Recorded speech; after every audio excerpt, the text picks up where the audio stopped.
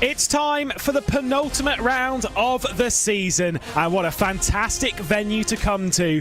One of the more recent additions to the iRacing service, the fantastic Red Bull Ring, set in the Styrian Mountains. It's had plenty of names over the years, but now as we go racing for the Virtual Racing School Sports Car Open, we are in for a thrilling penultimate round.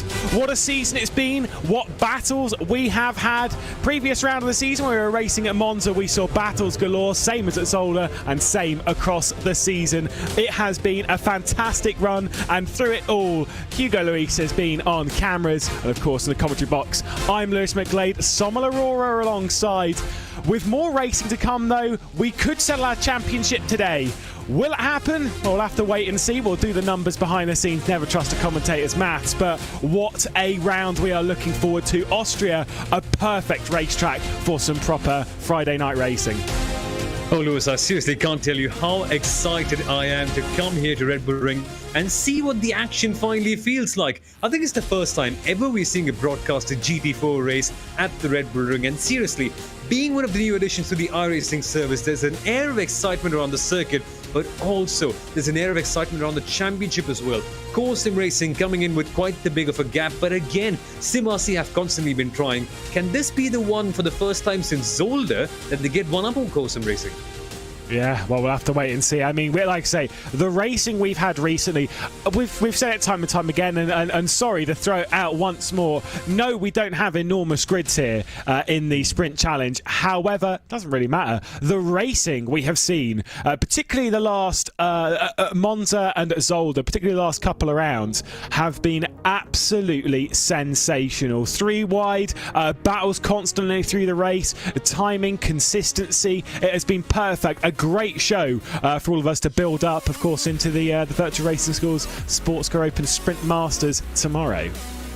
I think it's just a clear reminder, Lewis, that you need more quality than quantity, and that's exactly what we're getting right here in the Sports Car Open. And it's not like just because we are small grids, it's just close side-by-side racing. We're also getting the drama element of it if you love your crashes too, because there have been a couple of them over the last few races. But now that we come up right here, no team can afford crashes anymore. Of course, I'm saying it as if it meant that they could afford a crash early on in the season, but what I mean to say is it's the penultimate round of the season, only 4 more races to go, and here the pressure really begins. If SimRC has to catch up and win that championship, the effort needs to begin from now, and it starts from doing those 1% things better than Core Sim Racing, and that is such a challenge. But it's not just them fighting for top positions.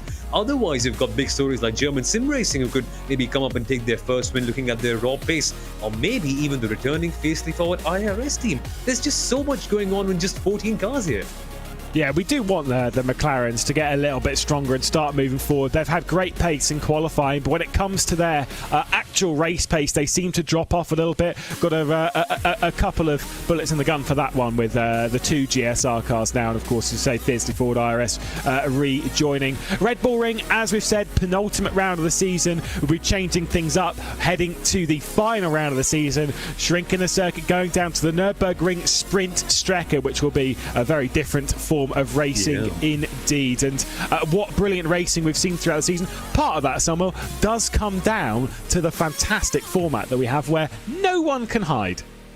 Exactly. We'll be keeping on singing its praises right down to the very end. Man, they've just done a lovely job with it. What it clearly is a 20-minute qualifying session before each race. And of course, 60-minute races coming right up. But the catch is that there is nothing like a reverse grid or any gimmick quite like that. Every driver has to qualify. If you're the one qualifying for one particular race, you're the one who starts the second. You're the one who comes in after the 30-minute mark normally. And this means that every single driver has to qualify. Every single driver has to start. There's nowhere to run, nowhere to hide, and your skills are tested everywhere. And maybe that is why we're seeing some really good improvements in all the teams, right? The drivers are getting used to it.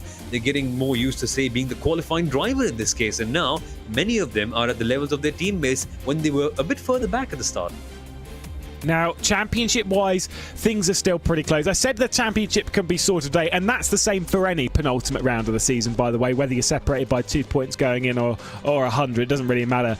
It's still the same kind of story. It can be settled. What would need to happen is, to be fair, quite unlikely, actually, Sim Racing would need to outscore SimRC by 30, I think it's 31 points. They need a 52-point lead going into the very final round of the season. Any sort of comfortable lead, though, and they're surely odds on for the season finale. It's still quite tight. Sim Racing leading the championship in a fantastic battle they had last round, of course, taking both victories on the Italian sunshine. SimRC a good 21 points behind, with the other Sim Racing car that's had a bit of issues throughout the season up there in third position.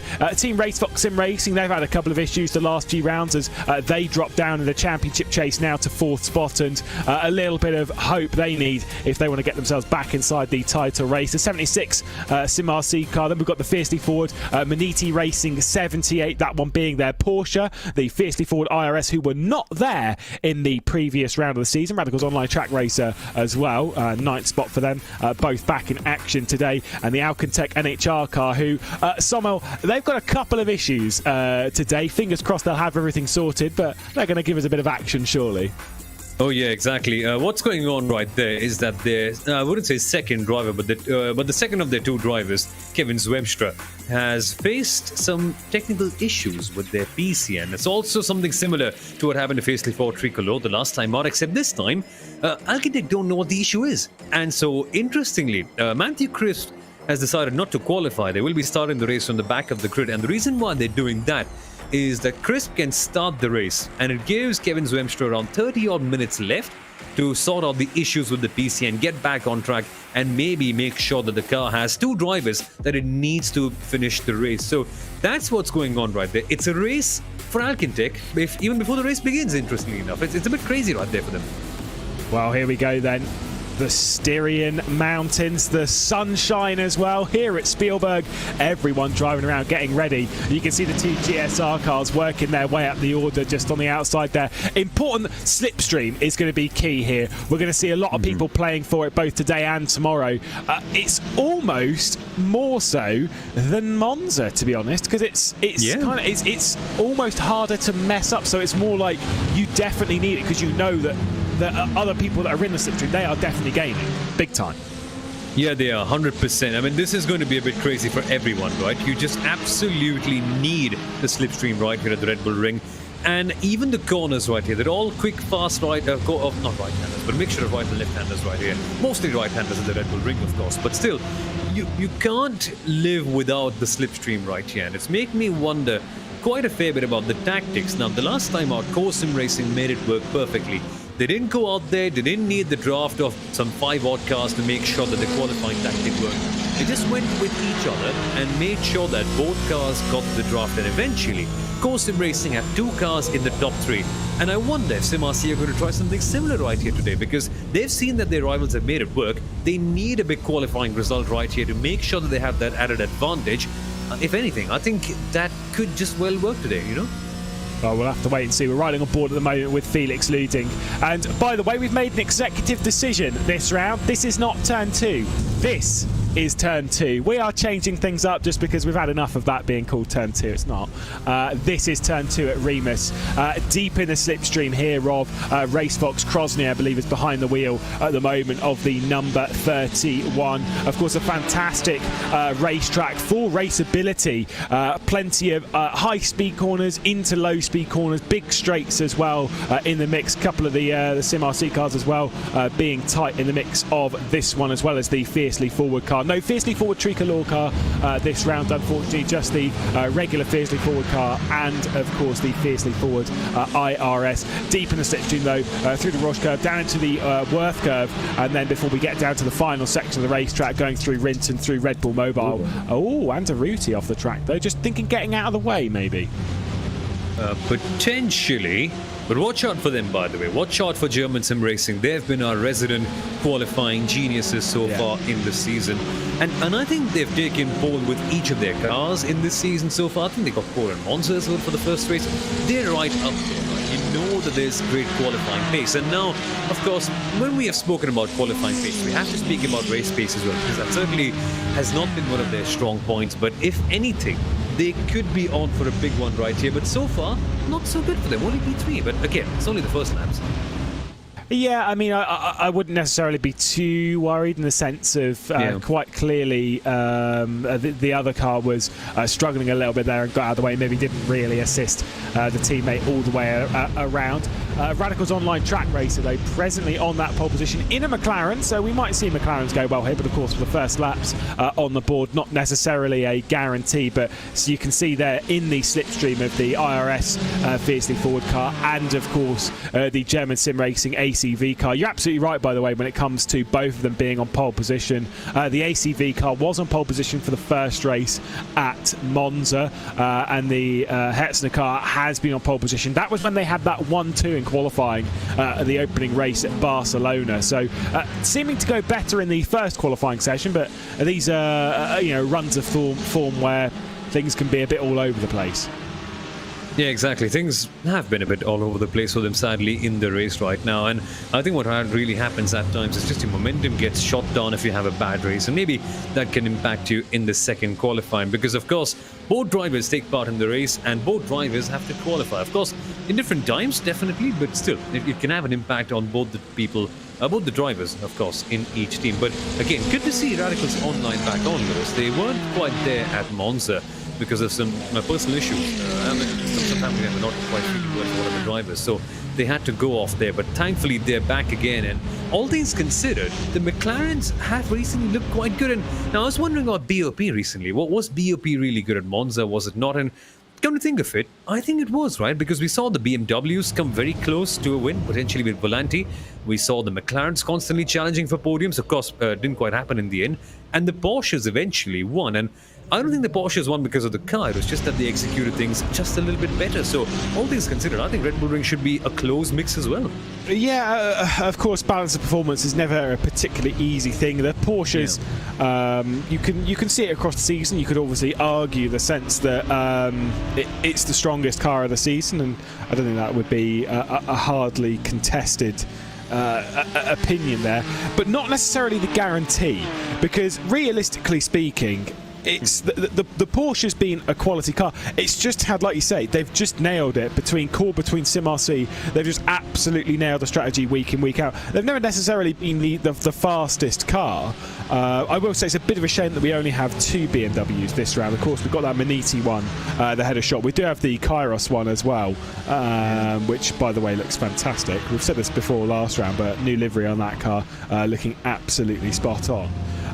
Don't have the two Volantes though, which is a bit of a shame, because they were running very well last round.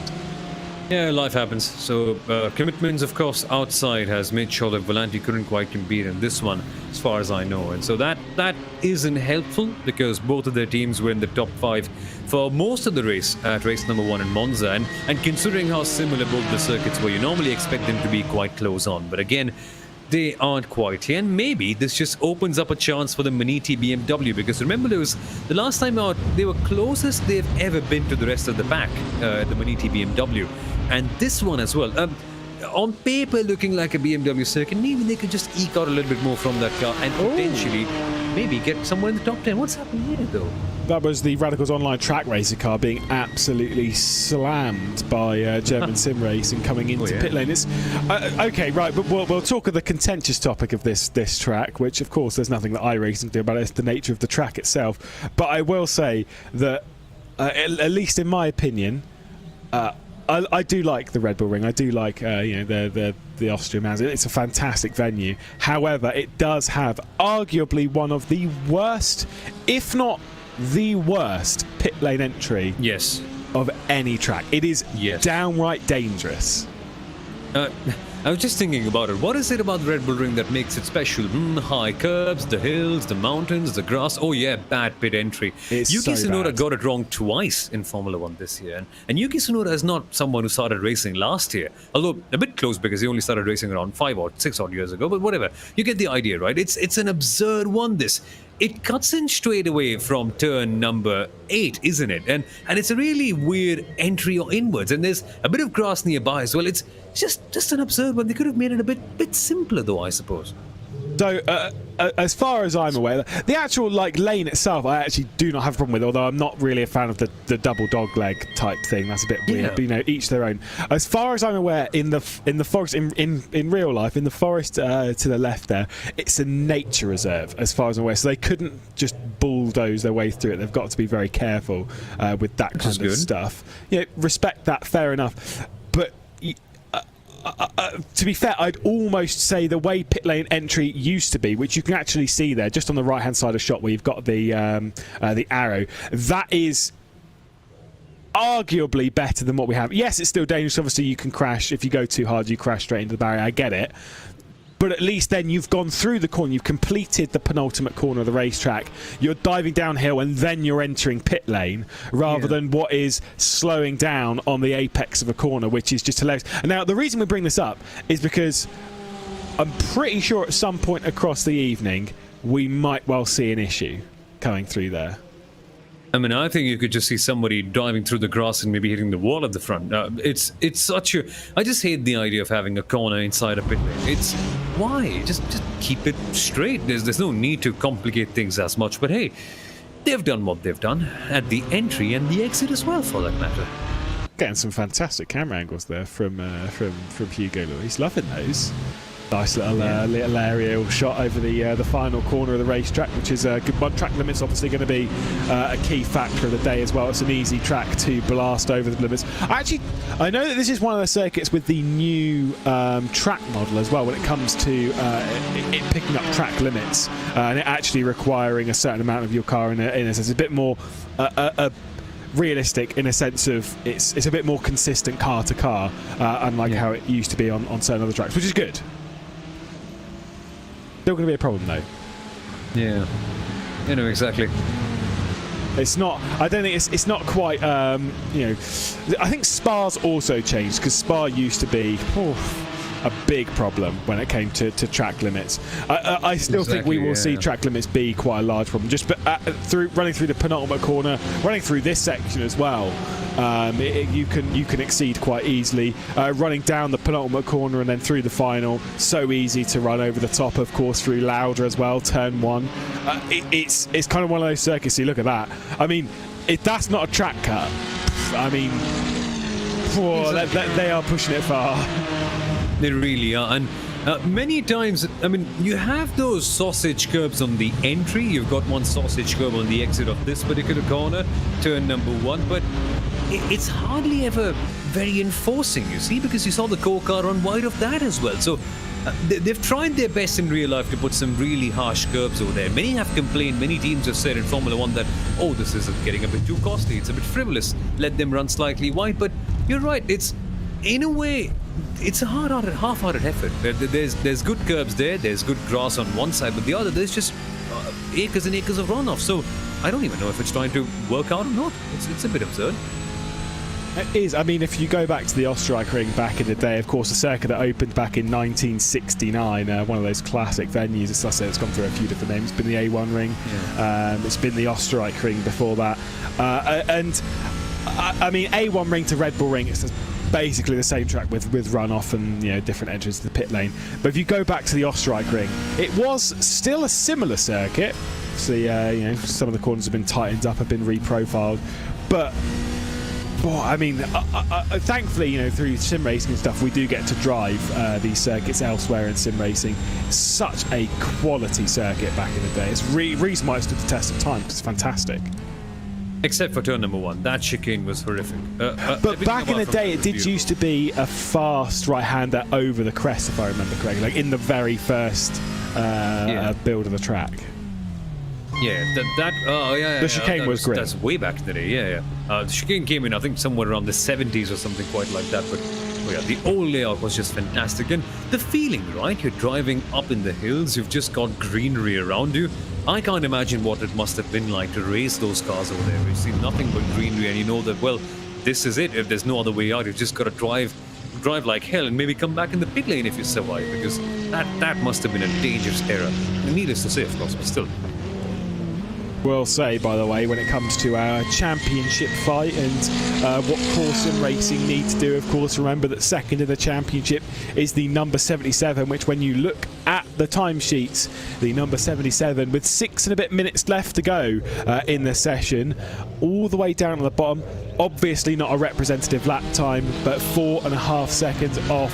This lap time's obviously way down on it, but let's keep our eye on Lucas de Vries at the moment. The car that was battling for race victory last time out, missed out on both occasions in quite a tight fight against their main championship rivals. Course and Racing coming out on top in both races, but in the final race they lost by less than a tenth. That was how mad things were back in Monza, and that's been the case all the time, right? We've seen some immense competition happen everywhere, and that's been a fun thing. But again, it's just coming down to the fact that Course and Racing are able to eke things out just a little bit better. Even though they made a mistake in race number 2, Course and Racing were able to bounce back from that one, hold their nerves, and were able to beat SimRC. But I still don't get exactly where Course and Racing are better. You can't quite put a finger on it and say, right, braking is one thing they're doing better, or strategy is one thing they're doing better. Just a few things that seemingly are adding up and giving them that edge. It's not like they're dramatically faster. They're just somehow a little bit better, it seems. It's just, I mean, to be fair, like, that's not a bad thing. You should, when your rivals don't know why you're that fast, it's such a good feeling, because you know that you're just being clean. You're just driving around. You're hitting every apex every single time of asking.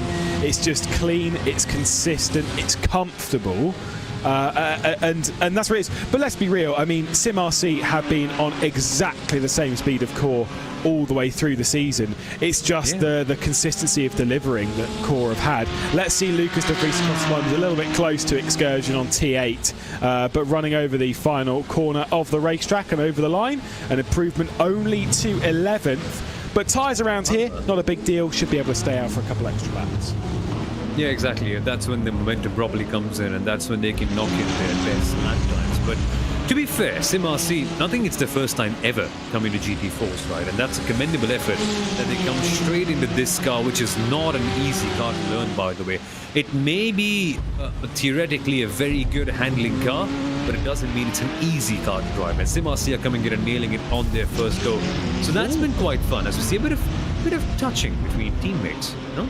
Not for the first time this season. There was definitely a tap, yeah. I mean, it's easy to do. We're going to see that a few times, I think, in the race as well. It's so easy to do that little, you're trying to accelerate, they're also trying to accelerate, concertina effect coming into turn 2. It's just so easy. It wasn't. I've just taken another look here. It looked. I mean, it sounded worse than it looked. It sounded like they'd absolutely smashed, but it was just the slightest process, nothing. I love that we've got these sound effects in iRacing, right? So when we're chatting, we can just faintly hear some sort of carbon fiber touching each other, and then we get like, oh, there it was. That can end up being quite fun. Was that some car doing an explosion on? Yeah. Yeah, it was Rebecca Pauline, first pole sitter of the season.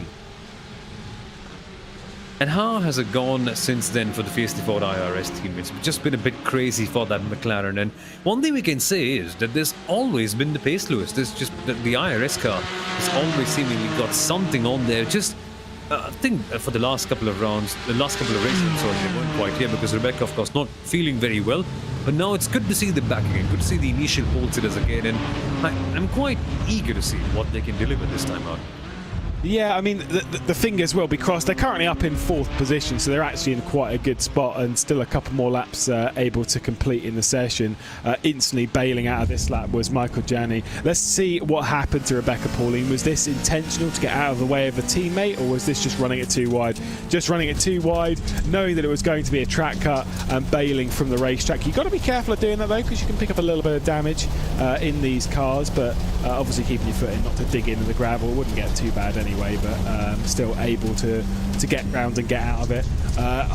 Not very long though to clean up your tyres before the preceding lap, which Rebecca Pauline is on. The 2 GSR cars working together at the moment. Anderuti up in 2nd spot. Hyman though down in 6th. I think there'll be a little bit of disappointment there, but the gaps are so close.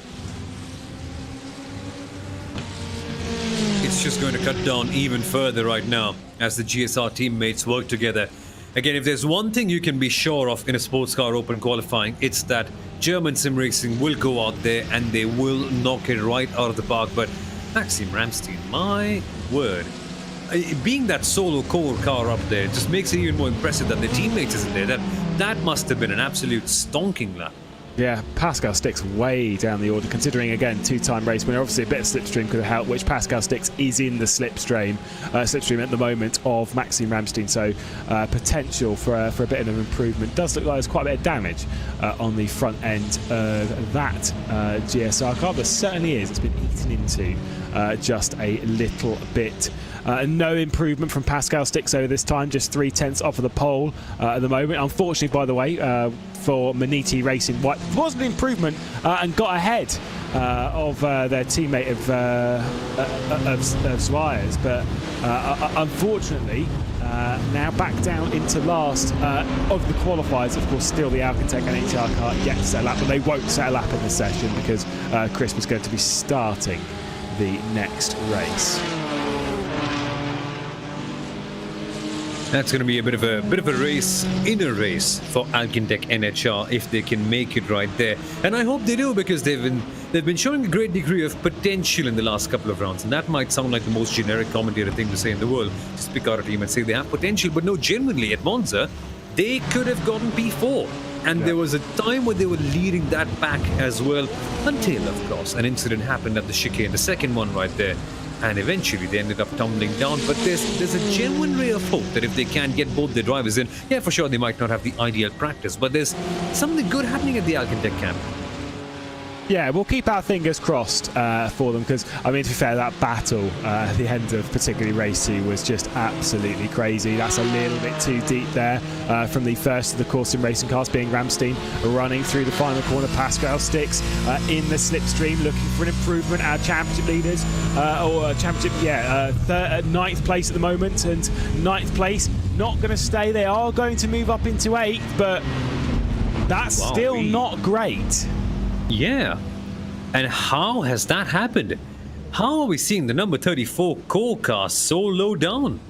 De Vries as well, lap time finished, and so De Vries, so two teams battling for the championship, 8th and 11th.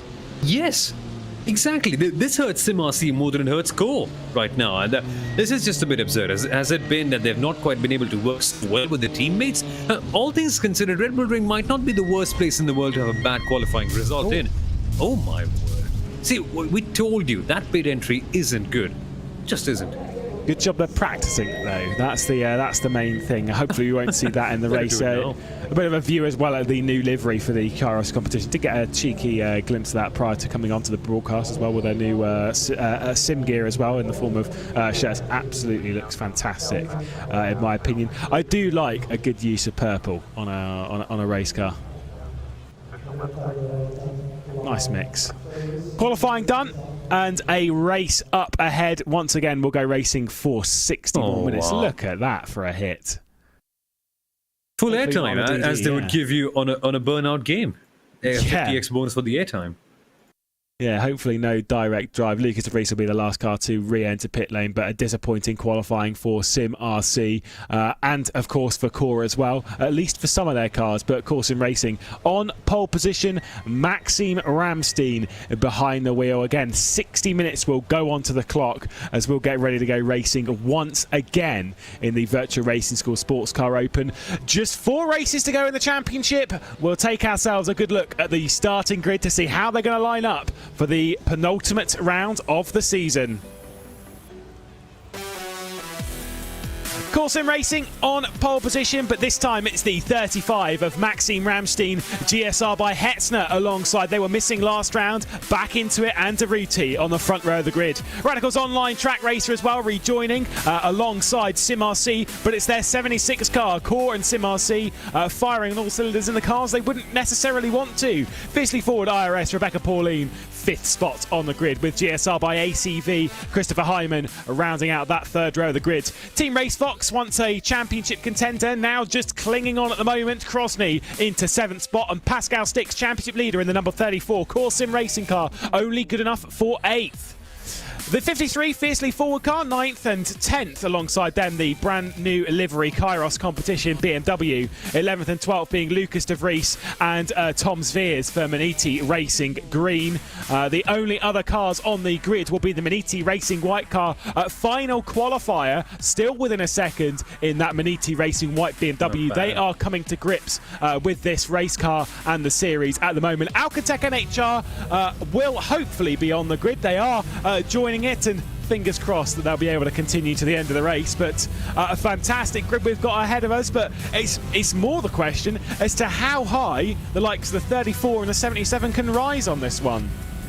Oh yeah, it's like a reverse grid race all over again for them. They've qualified way back, and it hurts the 77 Sim RC car way more than it does for the number 34 Sim Racing one. Yes, the 34 leads the championship, but the 77 is its only genuine rival, more or less. You could say that 35 is also there, but still, you expect to see more from the 77 Sim RC machine. So for them, the pressure is back on, but this could be the chance, Lewis, where we get a new winner. Can it be a German sim racing car? Can it even be a Radicals Online car? Where's your guesswork going? Where are you feeling? Nah, I'm going cool. I'm going cool 35. I just want to see something new happening, but my mind says cool here. My mind would also say cool. I'd say they're in a really, really good spot to take this one, this race. They've got a bit of comfort, but I'm actually going to go for the 76 from 4th spot, Sim RC, at the moment, being started by Jürgen Frank, and I've just got a good vibe about that car. Who knows? Who knows? There's only one way to find out. That's to join us for the next 60 minutes of racing. Once again, 14 cars on the grid.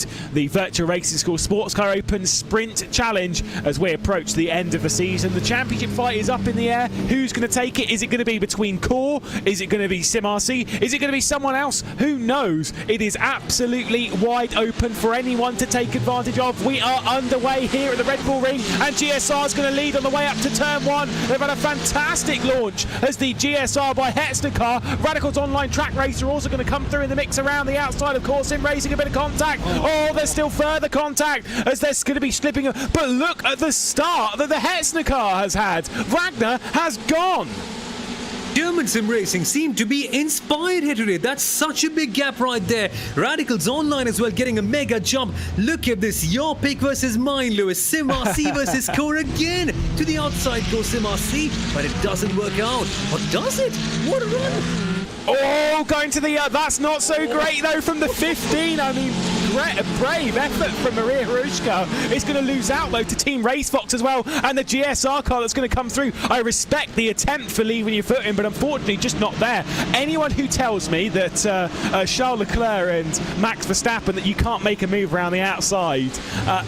the answer to that question is you sure can. You don't need to push someone off there, and that was a great example of it. The outside line can work around the outside of turn 2 as we got some more side-by-side as Harushka's trying to regain some confidence and regain some speed, but that is not going to help. That's going to be a big contact with the barrier, and unfortunately I think that might well be a bit more of a, in a sense, day done for the number 15 McLaren, at least for the first race.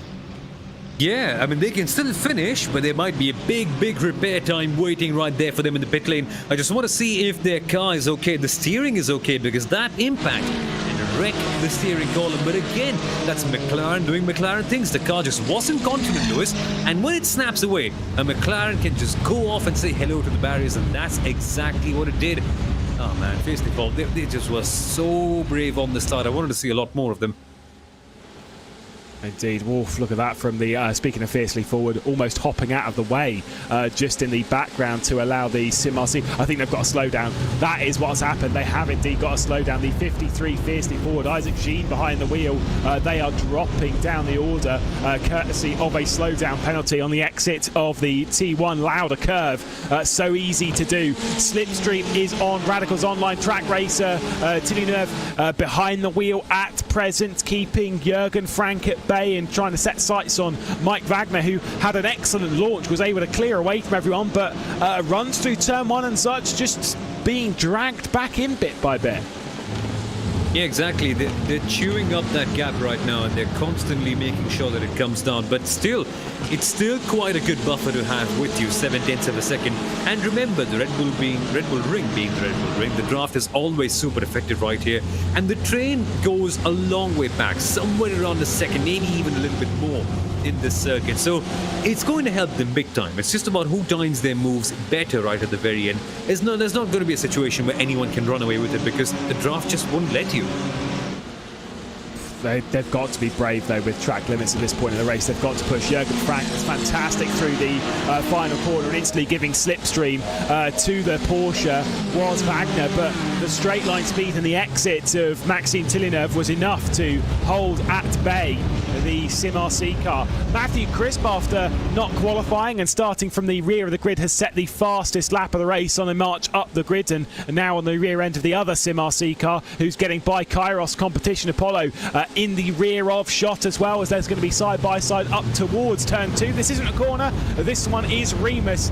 To the inside goes the 77, and the position should well be picked up. A nice, easy, clean move, but whoa, that was brave to cut across the nose of that BMW. Really was, and the BMW is just banking on some big BMW power, and look at the difference. Even with BOP, that M4 is a fast machine, and normally Volanti have been able to make the BMW work under the brakes, and Kairos take a leaf off their book.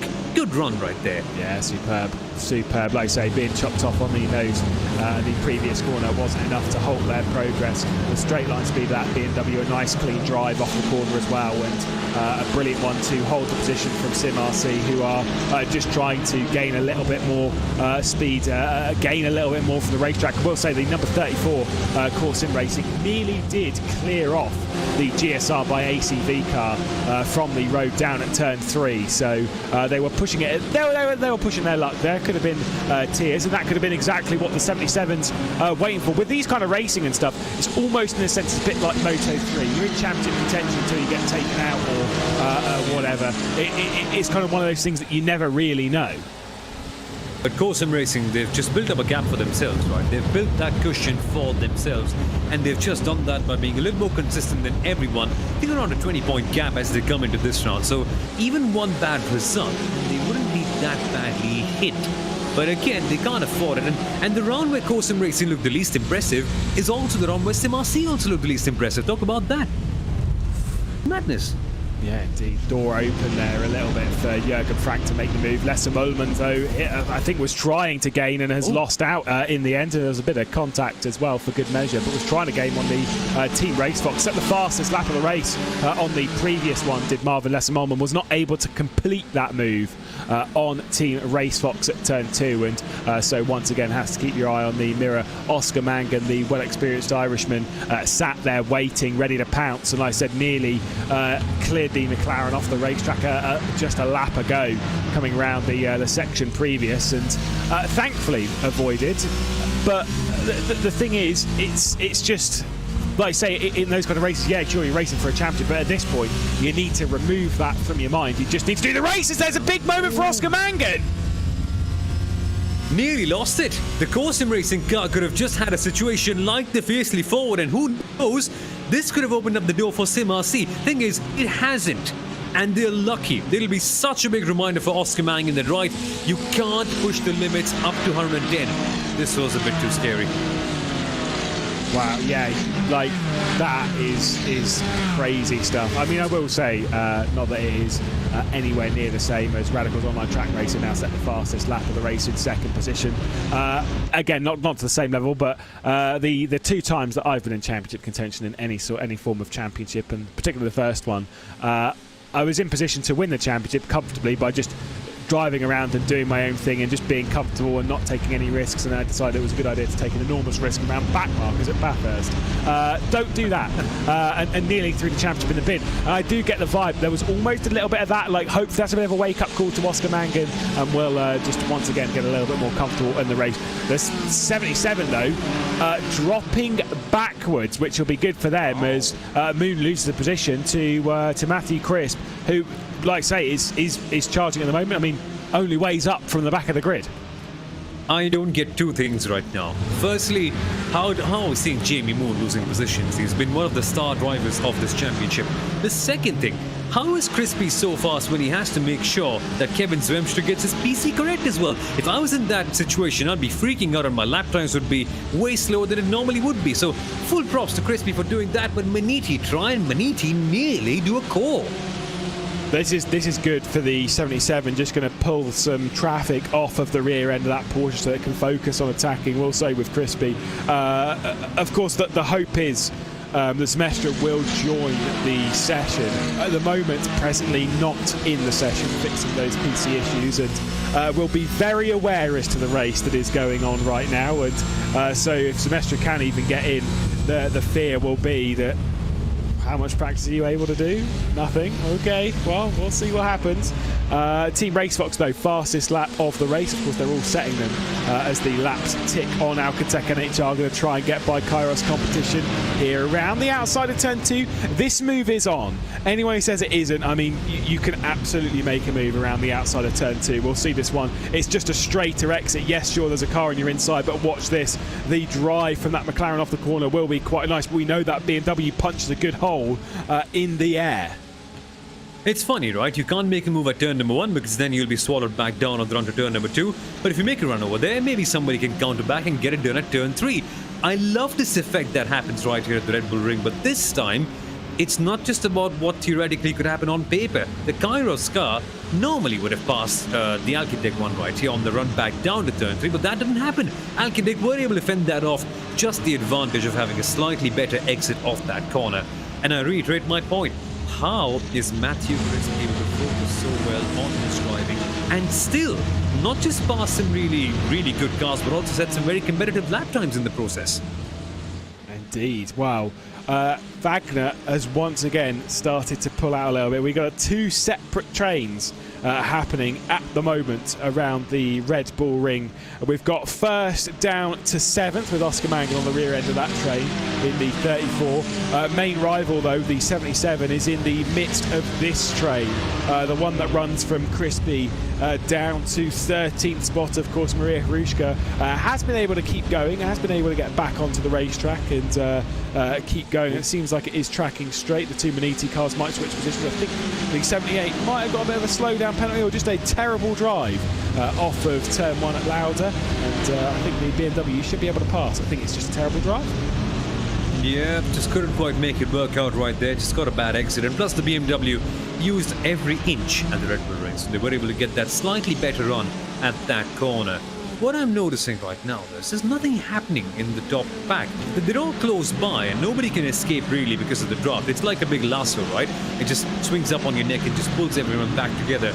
But nobody's just making that move. Maybe they're just waiting for the right moment, and maybe places like turn 3 are on the outside aren't the best of ideas. Maniti nearly doing a Sergio Perez in that case.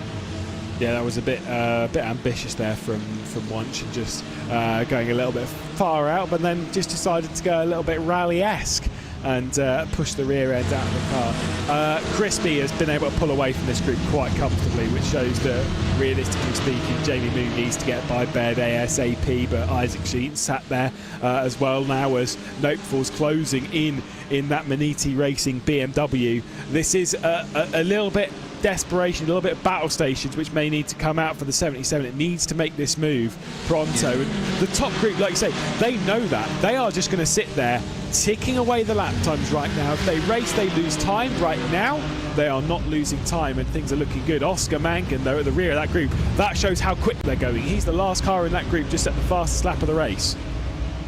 And that gap isn't going anywhere. Crispy and the likes aren't just able to close up big time. It's been very similar, that whole situation, and you need someone, you need a star driver to break out and to drag that whole back right there. Drafting, it's a lot like a pack of crabs in a basket, right? They won't help you get out of the car, out of the basket, but they'll just pull you back in, and so that's what's happening. They're not able to work together to make sure that they get closer to that front back right there, and they'll just keep on going. They are not going to stop for anyone. So for Jamie Moon in the number 77 Sim RC car, it's just increasingly becoming an uphill task for them. I don't know what they need to do right now. Just maybe go 10 times faster to get to the others, because right now they're losing the championship as it stands. Well, when you consider these 7 cars ahead are separated by 2 seconds, they are a well-oiled machine right now, just tightly sitting in that slipstream. Obviously, stuff will happen in 15 minutes, we'll really know, as we'll be halfway through the race. Pit window opens in 12. It closes in around about 22 minutes, which, again, bringing that one up, this is more so down to the Alcantech and HR car. They'll be sat there thinking, oh, please, you got 22 minutes, mate. Fingers crossed. Fingers crossed, really. What can you say about this situation? Where Kevin Webster is racing time to make sure that the car can, the PC can get ready. And then if the PC gets ready, of course, the car's also got to get ready. That the iRacing service is booted up and he's logged into the service with the right number as well, importantly, because sometimes that can lead to a few penalties here and there. I see something happening though. Is that Jamie? No, that's not even a good run. That's just Jürgen Frank trying to go to the outside slightly, and Race Fox on the attack. I don't think we've said that in the last couple of weeks, Lewis. Yeah, they're looking quite a bit better here, is Lucas Gabler and Kevin Crosney right now. Qualified well. Of course, we were speaking of them in the first couple of rounds as being proper championship material, and their consistency was showing it, but unfortunately things have fallen apart a little bit for them. But once again, they are going on the attack to try and get by Gibson in that core sim racing number 35, replacing... who is he replacing this round? This Gibson. Collenbeck. Yeah, Collenbeck's back in Le Mans. Oh, of course. Absolutely. Good point. That's on this weekend. Yeah. Marius Collenbeck is watching the race right here from Le Mans. And hey, Marius, how are you doing, mate? Just a quick shout out to you as well. Their main rival, Jamie Moon and SimRC team, again trying in. I think this time they've got a lot more confidence. This time they've got a much better run on the Kairos car. It'll be a bit of a shame to see that beautiful BMW being passed, but again, it's the way of the world, it's the way things work. If a car is faster, they shall get past, but they can put up quite the resolute defense. And now that cycle begins. Do you pass at turn 1, turn 2 or turn 3 again? Do you think that Gibson raced last round, though, with Marius Goldenbeck? I'm pretty sure that Ramstein missed last round. But this was a whole week ago. That is 7 days, and my memory does not last that long. There's a little bit of contact there, though, as running through Jamie Moon, just brushing the rear end of the Kairos competition BMW. And now will lose out because Isaac Jean is going to come through here. This is big for the championship. Lessem Olman also picking up the position on Team Race Fox. Gabler going side by side. This should go the way of Lessem Olman because I think he's around the outside of turn 2, at least what we saw in that shot. And we know the grunt running around the outside should work out in favour, but it's going to be tight down to 3 as once again they'll switch positions. Everything's line astern in this group. Jamie Moon managing to hang on. Race Fox with Gabler to the inside. It's going to be tight on the exit. Space is given once more, but Race Fox are going to hang on at the end of it. Mr. Hamilton, that's how you do a thing around the outside of turn number 3, Red Bull Ring. That's how you get it done, right? You don't need to just cancel out the space for everyone. That is brilliant. And again, this battle continues, but the German sim racing car smartly using the inside line right here. Momentum is on their side, blocking off Race Fox. Yeesh, they're still in it. They are losing quite a lot of time, though. And that's the real issue. Side by side once again, penultimate corner of the racetrack, and now Lessem Olman's going to dive back in line. Oscar Mangan sat there as well, waiting for his opportunity to jump into the mix. Has been very, very patient in this battle at present, has waited for things to unfold, has just basically driven comfortably right now, but the opportunity might well arise to jump through the double race winner at Monza. They won both races, the number 34, and what was that done through? Well, mostly patience and consistency, taking victory that day. Does seem very good, by the way, for a chance to see a McLaren win, as going to the inside, Villeneuve is going for a move on Wagner, as the 2 McLarens are going to go side by side. In this group of 7 at the front of the field, we've got 3 McLarens and 4 Porsches. So if we were ever going to get a McLaren win, this looks like a pretty good attempt for it. Yeah, the best Porsches aren't quite looking like themselves this time out in the case of SimRC and Co-Sim Racing. So this could very well be it. We could see a first-time winner in terms of the brand and the team as well. just a matter of who. Just a matter of can German Sim Racing hold on to it, or will Radicals Online finally break out and take their first win? And I'm very intrigued about this one. German Sim Racing, at this point of the race, normally just start to disintegrate, right? And it's just that something or the other happens. Their base starts to fall off, or they're involved in some sort of accident. I knock on wood as I say that, because I would love to see them take their first win right here. This would be a biggie if they can get it done. Oh, Moon might have finally got by the Kairos competition car, and I think that has been confirmed. So tight though on the run down into the final corner, it's ticked off, and now that grunt of that BMW might well pull him back alongside on that run into Lauder Curve. But the answer to that question is no, because as you were rightly saying earlier on in the race, you don't make a move at turn 1 because it leaves you open at turn 2, and that was not good from Jamie Moon over the top, over the crest and over the sausage curve on exit. I think Kairos competition might well be back a part of it. Lights flashing, waiting, and now back to the outside. It's being covered off by Jamie Moon. There's not really a gap there. Backing out of it, Kairos competition, and Moon is going to confirm that position, but there's going to be a little bit of contact on the exit of turn 2 at Remus.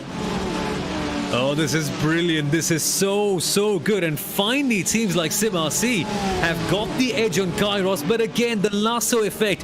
Where will he run and go? Kairos seem to be close. Are they going to make a send? Of course they are. Oh, no. Breaking issue. Kairos, no.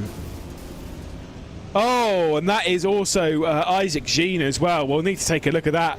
But that was absolutely crazy. And to be fair, considering how hard they'd been fighting, it was an inevitability, wasn't it? Yeah, no, what was that? What was that? Just a chain of dramatic events unfolding all at the same time, to be honest. SimRC missed their braking marker. I think they got on the AstroTurf, which is why the rear end snapped out, and then Kairos got rammed in. Absurd to see so many things happening, but again, I think we've seen something similar before as well. I can't quite remember which round it was, but we saw something happening with one driver causing an error and the other one's getting distracted and turning the other one around. Bizarre. Stuff just happens. It may be just a 14-car grid. We may be down to only a few relevant runners, but just look at the top pack. Can we still say that this race is over and done with? Of course not, because the leading pack is around to somewhat 7 cars? 7 cars battling for the win, Lewis. That is outstanding, even though the others might just be taking each other out. I think, well, in that move there might have been a little bit of contact as well between Baird and between the SimRC car. We'll have to wait and see. The change for the race lead though. It didn't work last time. It looks a little bit better for Radicals Online track racers. Should leave with the inside down at turn 3, but the straight line speed and the exit that Wagner's getting off of Remus is fantastic. Over the grass onto the greens concrete around the outside at 3. This time though, it is Radicals Online track racer who head the field, and if there's a McLaren that's going to win, I mean, normally we'd be pointing the finger at GSR. We'd at least be thinking maybe the fiercely forward IRS. But on after a bad start to the championship, being spun around a couple of times at Hockenheim at the hairpin, this is looking very, very good from the Radicals Online track racer car right now, and now get to head the field at least for a couple of laps, 4 minutes shy of the pit lane window opening. Yeah, exactly, but don't count out German Sim Racing. The second half can be better. That sounds like something most football fans would say, but again, this could be a chance for them, right? First time ever in this situation. Oh no, that wasn't the AstroTurf though. I got my angles wrong. My apologies. It was Kairos making contact and then fiercely forward coming in and hitting them. Ooh, yes, a little bit easy to make that mistake, as everyone's just on differing lines. There's a bit more side by side. Lesser Molman, Gabler and Oscar Mangan once again still at the rear end of this group, but not knowing which driver to pick here. And the straight line speed again in the McLaren, it's just the outside right at turn 1. It's just superior. And the drive off is just fantastic when you get it right. And once again, at the moment, do you think Oscar Mangan sat there thinking, I don't need to risk anything right now? To be fair, that would be the ideal strategy, right? You don't need to take any extra risks, and of course, Mangan is coming right there towards the end of his stint, but there's always that instinct as a racing driver. The German Sim Racing are channeling right now for a move down the inside. Good one. Good attempt, but I'm not sure that one's going to work out. We don't normally see too many moves down the inside aggressively there like that, but it was a good attempt from Lesser-Molman, and that's why we don't from Wagner, by the way, but that's why we don't see it too often. Villeneuve able to hang on, but the group of 7 is really tight right now. They've managed, like I said, they've pulled away from Crispy quite a bit, and they've held that gap around about 2.5 to 3 seconds. It's around about 3.5 seconds now. Back to 8th place. We have 7 for the race lead. 37 minutes still left to go in race 1. Race 2 will obviously be coming up, and I'm sure we're going to see very much the same in that race as well, but this one is as tight as you like. Once more, that was not a great exit, and coming through, Jürgen Frank might well pick this up in the 76. It's covered off nicely by the McLarens that seem to just have the straight line speed. Exactly, that was a Dovizioso-esque exit right there from the McLaren, but Simracing just couldn't quite bounce on that. Maybe just a better acceleration of the McLaren coming into perspective, but the draft could be the case right now. Can Simracing... Oh no, they're not even close enough. My word, that McLaren is fast in a straight line. It really is. It just picks up. It's the drive off that really works out well for them. And there we go, around the outside. GSR not going to make it stick, and the 35 able to hang on. Everyone's going for moves. No one's completing moves, is what I'm seeing here.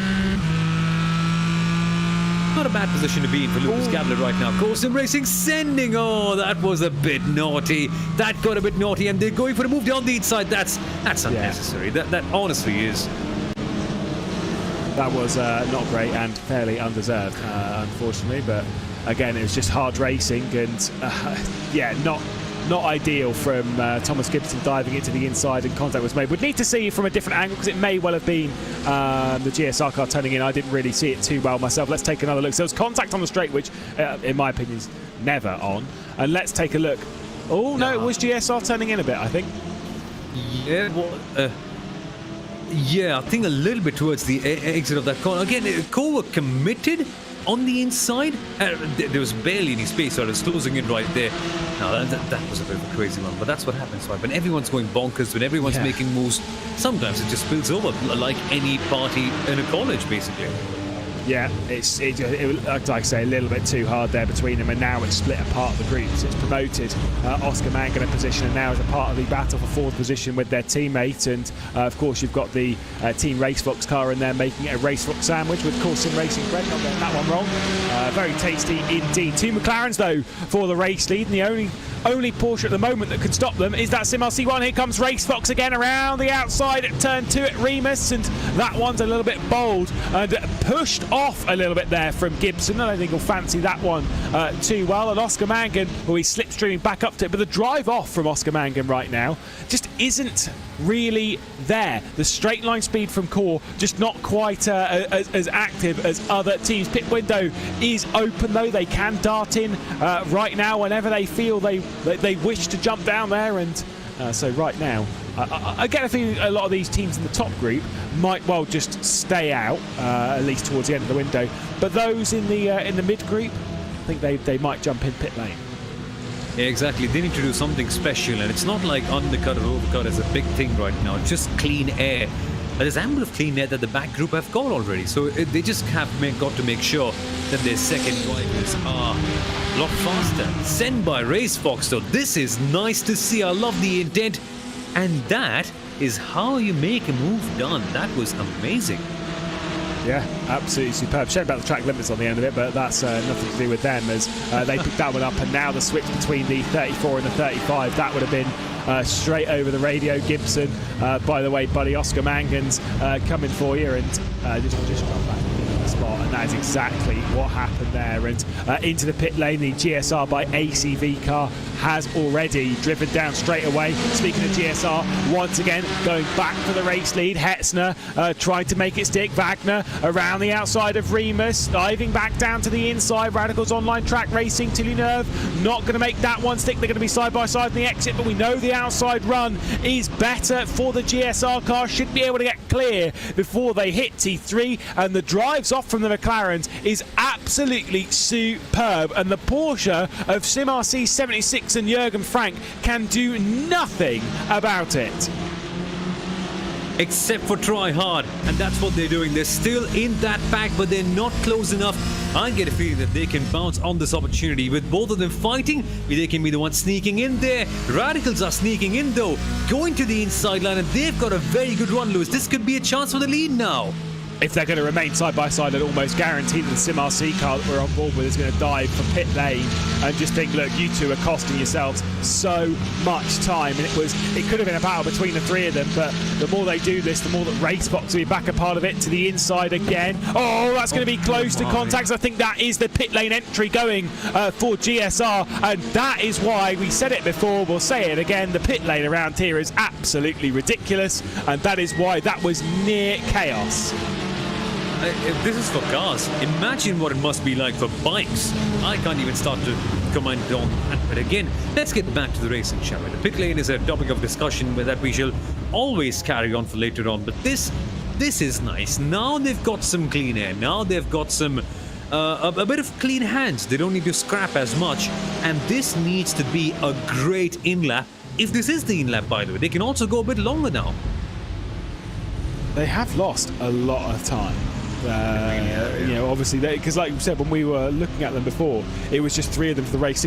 Could Team RaceFox take their first victory? I don't care if it's another Porsche. I'd love to see RaceFox win a race and just get themselves back involved in the title fight, and they are in position to potentially get themselves in that fight, as GSR will leave the pit lane. They were the sole ones to come down into pit lane this time. They do have to tick off one pit stop inside the pit window in the middle 10 minutes of the race, and they'll switch drivers through that sequence. Part of the championship means that we'll see one driver leave. The other driver that did qualifying will get in. So essentially what we classify as driver A is back in. They will then start, they'll finish this race, they'll start race 2, and qualifying will be done by driver B.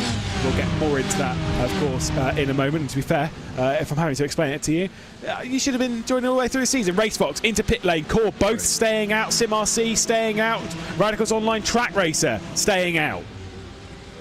Lewis, what about Architect and HR? What's happened to them? Have they got their PC ready? Because they're leaving it late. A lot of the top teams are actually he's in the server. Oh, nice. Mestra is in the server right now. Oh, this is it. Oh, man. And Alcantech are in a very good position. When you count up the pit stops, I think there would be 8. And that's not bad at all. That's the leader of the second pack. And they are closing in on the first pack. If you look at them realistically, yes, they're quite a way back, but not realistically that far. There, finally, is the move from Jürgen Frank, has made that one stick at 2, but again, that drive from the McLaren is superb around the outside. And before they've even got down into turn 3, there's a gap formed, and Radicals Online Track Racer hanging on. But they're slowing down each other. German sim racing will be laughing if they can see this. This just gives them more clean air and more chances to get up into the lead. But again, that McLaren on the acceleration, for a second I thought that the Porsche could finally do it, but no. And it creates that paradox. Where do you pass? Because if you do it at turn number 1, the other person can get the cut back and do it at turn number 2. But then you can get the cut back and get it done at turn number 3. It's just outrageous. It's lovely how beautiful a circuit the Red Bull Ring is for great racing. I love it. It really is absolutely superb. RaceFox, by the way, out of pit lane, but behind the GSR by Hetz Nakaras. They'll dive it down. Core into the pit lane. Both cores into the pit lane. They fancy no further part in this battle. Still a couple more laps open in the pit window, so plenty of time for some of these drivers to jump down into it. I think the Alcatech NHR car yet to come in. I thought they might have dived down pit lane, maybe allowing Semestra just to get a little bit more comfortable. You know, making sure that everything's working, making sure the graphic settings are right, making sure that everything is sorted before jumping into the car. We'll keep our fingers crossed. It's not confirmed yet, but we'll keep our fingers crossed that Semestra is able to jump in behind the car. Yeah. Really want to see that happening right now. Again, SimRC with a very good run. This time it's a downhill corner coming up. So is it the inside? Is it the outside? They've got to be conscious that if they keep on fighting right now, they could not even be in the lead at the end. It could be German sim racing knocking in some good one-lap pace-based laps. And again, knowing German sim racing, they're very good with their quality laps. They can just dial it in and make sure that they can be the ones coming out at the end of this pit window. Core Sim Racing, by the way, Pascal Stix has come out just behind the GSR by Hetzner car. I think he might well be ahead of Kevin Crosney for Team RaceFox. This could be an enormous game for the number 34. They've been superb all season. There's a reason they're leading this championship. They've come out at least on track at the moment in a potential second or podium battling spot. 2 minutes 30 seconds left on the pit window clock. Are they coming in? Yes for the Radicals Online Track Racer. No for the number 76, feeling that they can extract a little bit more from the Porsche that they presently have. Jürgen Frank behind the wheel at the moment. Of course, we'll be handing over to trusty teammate Felix Luding on the pit lane sequence, but all of these teams are leaving it for one final lap. Once this lap, by the way, completes, this is the final lap that they can put in. The pit window will be open for another 30 odd seconds, but naturally there's not enough time to do a lap unless you are insanely fast. But to be fair, Lewis, I kind of get why SimRC are keeping it out right there, right now. Two things. The reason why SimRC have not been able to get past is the acceleration of the McLaren. Nothing down to the Porsche. They've been mighty quick. Secondly, it's also the thing that they've got to try something different, right? All the others, well, they can't get past them on raw pace. Maybe just try out something quite like this. I think this is the chance. Maybe SimRC can just accelerate, but then again, that's the beauty. We can't tell until we get to see it at the end. Yeah, going for the top dollar overcut, which has worked for the likes of Core Sim Racing. There goes GSR. Here comes Core. Are they going to be able to get through? The answer to that question is yes. And Radicals Online going to be dropped down potentially into fourth. There goes Core through. There goes Crosby through for Team RaceFox as well. Or no, he's not going to be able to complete that pass. A little bit of dirt picked up by the 34. And Pascal Stix returning to the wheel. There's the dive and there's the move completed, but get ready for McLaren power. Is a bit of a snap from Pascal Stix, and maybe both positions might be picked up by the Radicals Online Track Racer car. And while that was happening, Alcatech NHR beat SimRC on the jump to pit lane. What? Nice! Well, let's see how this one. Maniti also in with both of their cars, the final 5 cars in pit lane, and obviously our main focus will be on the gap between the 76 SimRC car and this group. Not going to take the lead here, but realistically wants to come out in second spot. If not, what fantastic strategy from the number 34. There's not too much strategy on the table in the Virtual Racing School Sports Car Open Sprint Challenge or Sprint Masters when we go racing tomorrow around the same circuit at 2:30 British Summer Time. It's 1:30 UTC. I always forget which way UTC is. I think it's +1. So yeah, 1:30 UTC. We'll go racing once more. It's going to be tight once again there, but the pit window that we've seen, it's not really been the most strategical calls, but it's always been enough to spice it up, and some teams have absolutely nailed it, other teams less so. And GSR, they are in control right now, but SimRC, the 76, is going to be able to come out in front of the 34. Exactly. Oh, interesting. So this is where the battle really begins. Right now, RaceFox are dueling it up with the Radicals Online car, and it's the Porsche getting it down on the outside. No, it isn't. The McLaren will get a better exit, but again, this is getting a bit too close to call. Some lawn mowing is going on there, and the Radicals Online car will get the better run, but I'll get the restarting it. Oh no. Well, oh yeah, they have lost quite a bit of time there, haven't they? Well, but maybe they, to be fair, they're still happy to be in the race, realistically speaking. Are they? Let's have a look. I still have them. Yeah, Semestra's behind the wheel. Oh, thank goodness! Thank goodness. Unfortunately, down in last. They are actually in the race, which is a good sign. So these are just practice laps from Semestra. Right now, just getting to the rhythm of the car. Not expecting anything ridiculously pacey from Alcatech NHR right now. I'd be surprised if they finish outside of last place. That's no disrespect to them. It's just about getting back up to speed. And to be fair, the fact that they are still in the race is a fantastic effort. Semestra has already had one very tough race already this evening, and that is getting into the race itself, but now has to drive around. Not an easy circuit, it must be said. And also with completely wrong wheel settings. is also what I'm being told by Matthew Crisp, That doesn't who's surprise gone me. in. Yeah, that's a bit of a crazy one as well.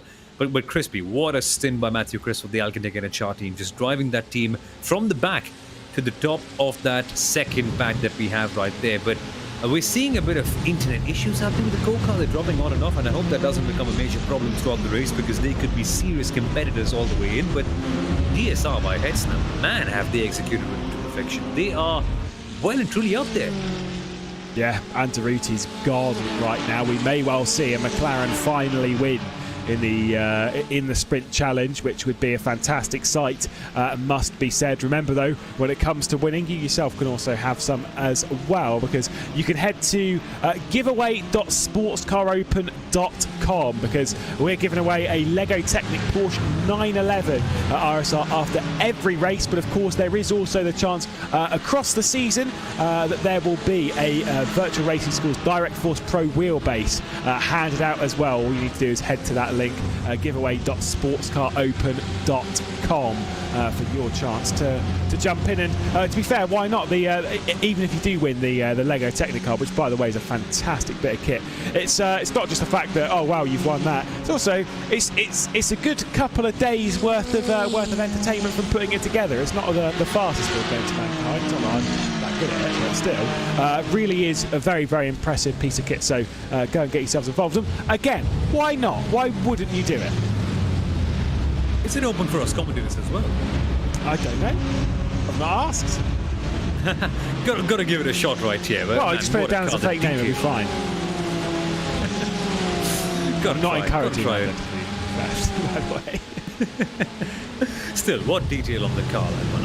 I saw the model that you showed around us, and that one is just crazy good. It takes a while, but all good things take a while, don't it? And even that strategy by SimRC took a while, but it hasn't quite paid out dividends in the end for them, has it? No, yes, indeed. Still there.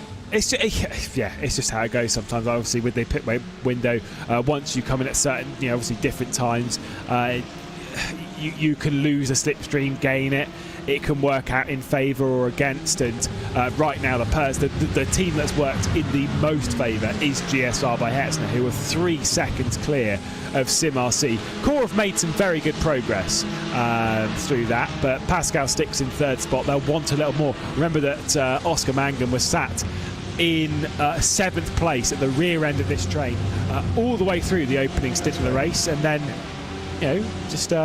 just so happened through the pit lane sequence, and not through racing too hard, but by being fast and pitting at the right time, gaining all the way up onto the podium. Yeah, exactly. This is just outstanding for the number 34 car. What seemed like a race that would be one of their worst of the season has been salvaged in a good way. So this could really be a good result that could seal up a big position in the championship for them. That big position we're talking about is P1. Okay, so the number 77 SimRC car still struggling. De Vries is just getting into the car right now as we speak, and just getting to grips with the machine. And in 20 odd minutes, there's a lot of time to be gained for them to go out there and get some foothold. But again, whatever happens, they are losing time. There's no way, at least no simple way, for them to get past and get up into P2 and ahead of the 76 car, sorry. Now, whilst things do look obviously quite dire from the 77's point of view, at present, if we would have these results 3rd and 7th, over the next 2 races, which of course is very, very unlikely, as once again Pascal Sticks having a little bit of an issue on their end. I do believe they are, it does seem like it's a bit of a connection. You've seen this one from Valtteri Alander as well for Kova in the ISOWC a couple of times, as well as other championship competitors over the years. It's a little bit of a heart in mouth moment. We'll keep our fingers crossed that Pascal Sticks is able to stay within the race. Should they finish though 3rd and 7th over the next 2 races, championship's definitely not done, not by a long shot. It is still wide open heading into the final round of the Nürburgring Sprint Strecker next week when we wrap up the season. It would be tight, of course. 16 points for finishing in 3rd spot, and I believe 7th from memory is 8 points, but don't quote me on that. one because I can't remember. It's been a while since I've looked at the points list. I think it's 8 though. And so realistically speaking, if you were to do that across the round, it's an extra 16 points, which whilst things will be looking good for the 34, the title race is not done yet, and who knows what will happen around the Nürburgring Sprint Track. If you have a bad qualifying around there, passing is very difficult. Yeah, it's going to be hard, but they've just built that buffer up for themselves, right? They've done all the things right, and that's exactly what you need heading into a final round, that cushion that you've got in there. So you don't need to panic, you don't need to do things extra hard and end up putting yourself in a tunnel vision, which can force you to make another mistake. So that's good on their part. And again, it's all about SimRC right now. The ball is in their court. How can they respond? And it's been funny. Had it not been for those 2 disqualifications for the number 76 machine, this championship could have been right on its head. Maybe we could have seen them fighting against the Colt 34 and the 35 cars, but it is what it is, and right now it's the 76 that's having the better of the 2, and how do you even pull out team orders or something quite like that? The 77 is just so far off, you can't even pull the strings and make sure that the other car has things better, so they're just stuck in the rut right now. All they can do is just drive faster, like what the engineer of Jehan Daruwala told him last year. Just go fast. Well, the explicatives, of course, but it's perfect, isn't it? It's the greatest strategy advice I've ever heard. Go faster. Just drive. Don't burn your tyres out. Don't use any fuel, but drive faster.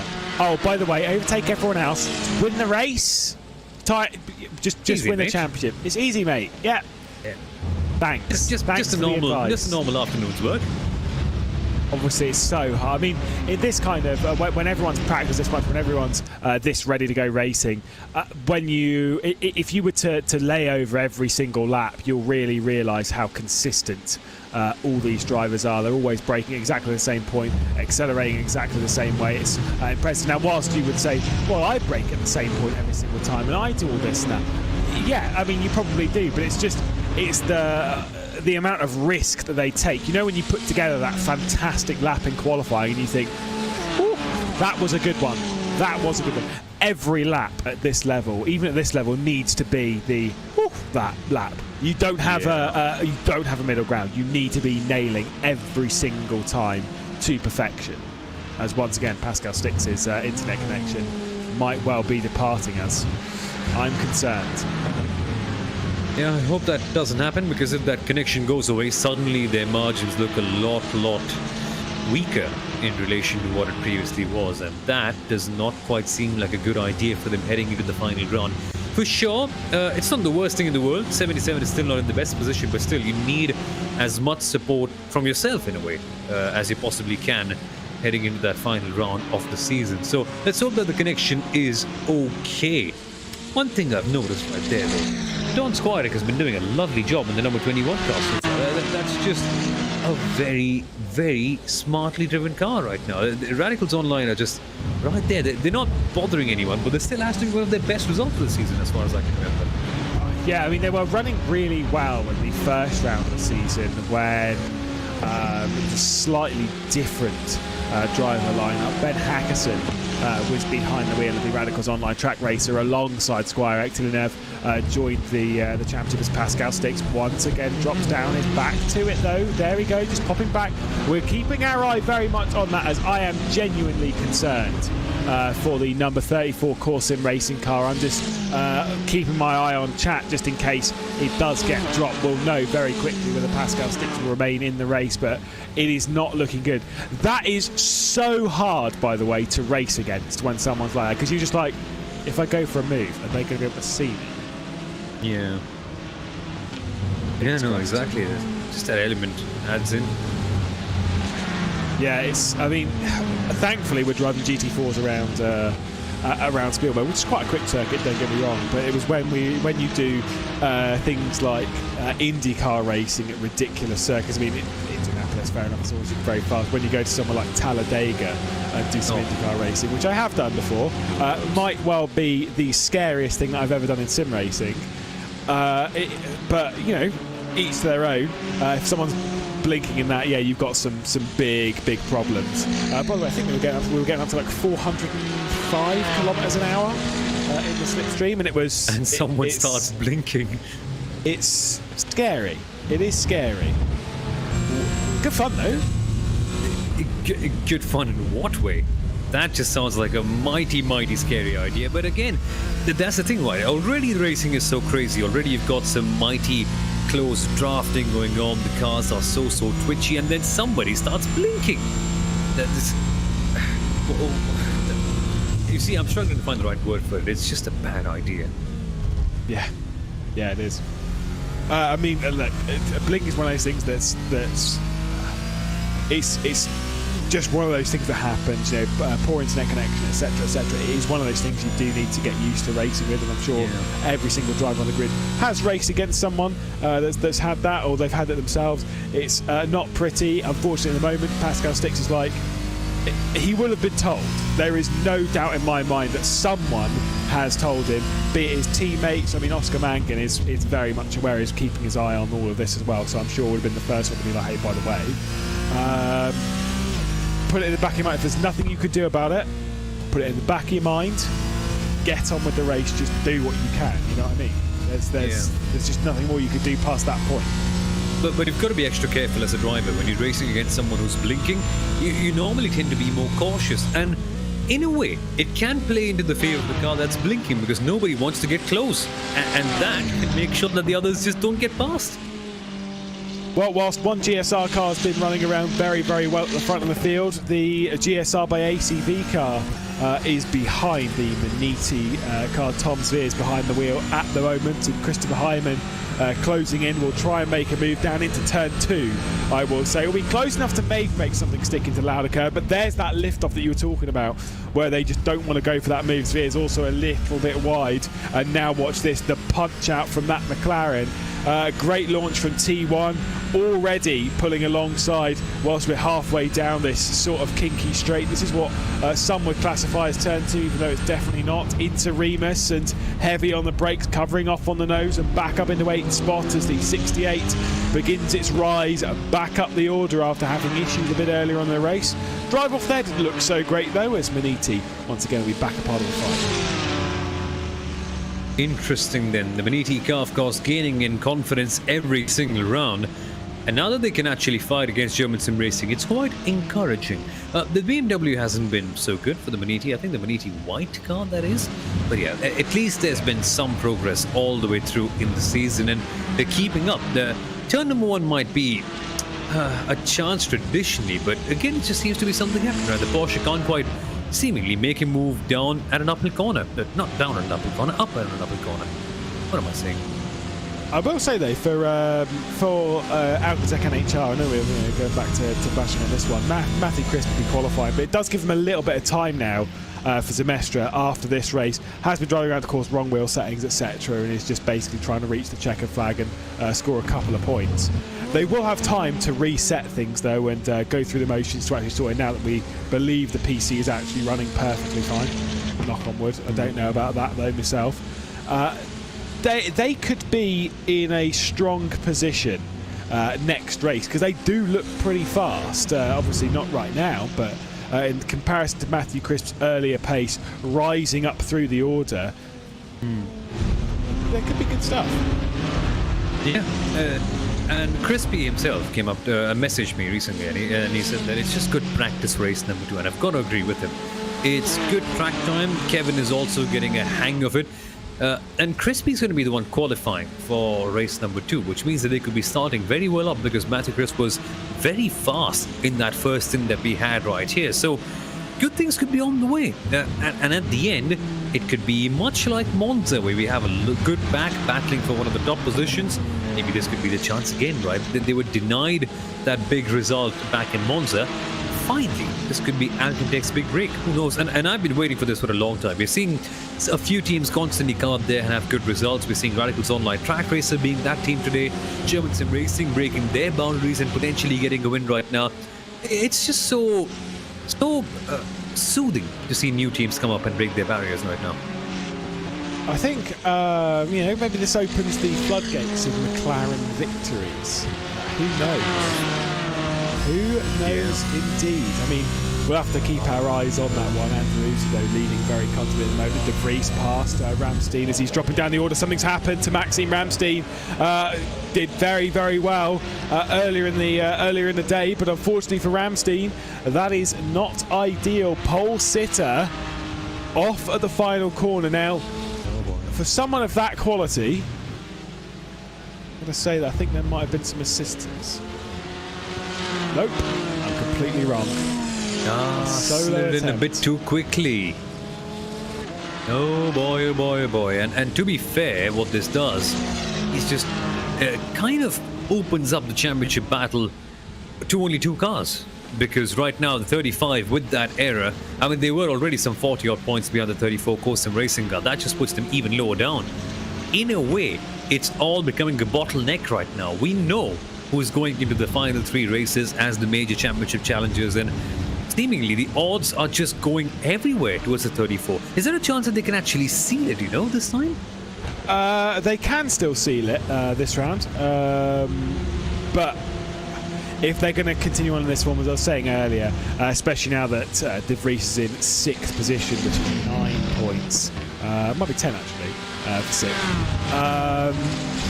Really, it wouldn't change right now. This is like still the championship would be open. It's going to come down.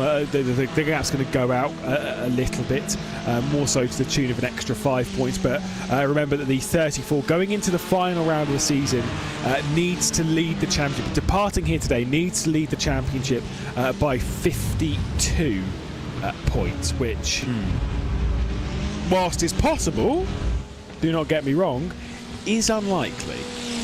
Well, what it does is, I mean, Core 35 with that error is seemingly out of it, right? There are already 40 points of a difference between them and the 34 Custom Racing car. This just puts even more distance, and they mathematically are out. So this leaves just the 77. And how good of a round are they having? Oh my! I will say, by the way, Oscar Mangle in chat giving us a little bit of information there. Say the 35 car did get a hit on the start. Probably went up down towards Remus at turn 2.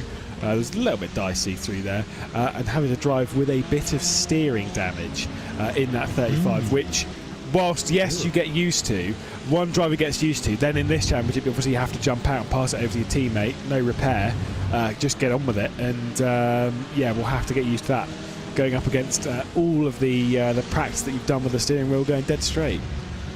And imagine you're jumping into the car with a broken steering wheel. That must have taken a little bit for Maxime Ramstein to adapt. And so that error kind of seems okay now, right? Considering how tricky the car is to drive. But still, I love it about the top drivers, right? They're constantly pushing hard. They're constantly trying to find some extra lap time.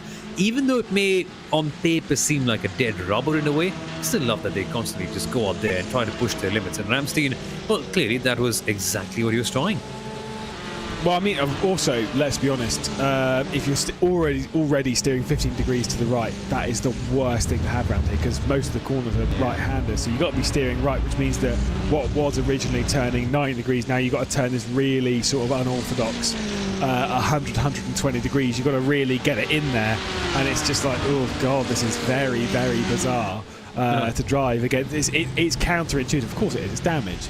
But still, it's extra super duper uncomfortable, and so I'll give some respect to that for still going yes in 9th spot, and no, not ideal, and under pressure from Michael Janney as well for fiercely forward, but still just being like, look, we're going to get to the checkered flag. I think we are, yeah. Time has run down quite quickly when we had a good race. I mean, it just always happens, right? Whenever we have a good round, time just seems to end up flying, and I think we're going to have something similar in the second one as well. But it's still not settling in, Lewis. I still can't believe that German Sim Racing, after all their troubles so far this year, they've managed to pull out a consistent race.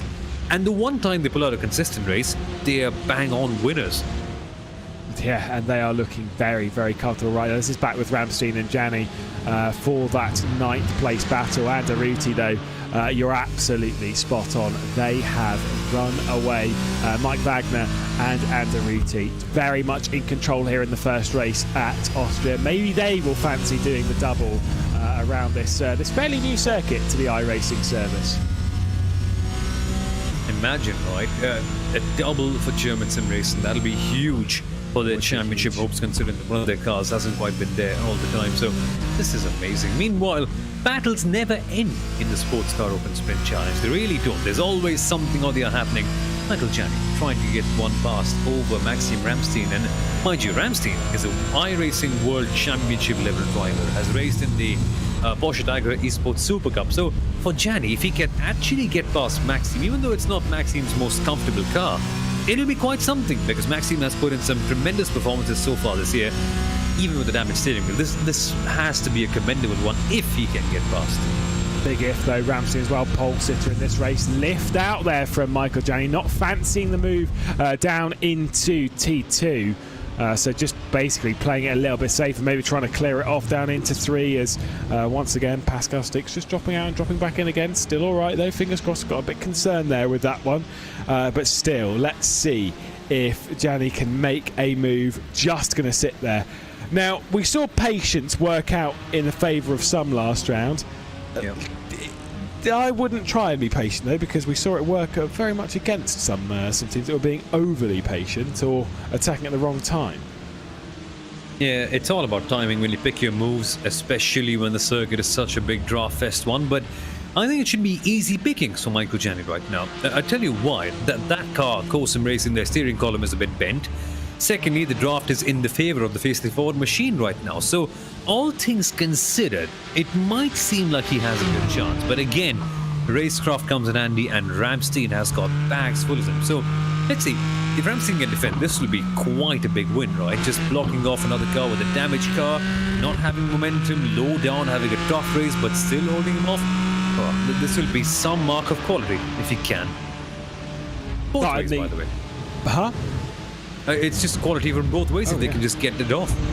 Absolutely. Penultimate lap of the race, this one. They'll have one more afterwards.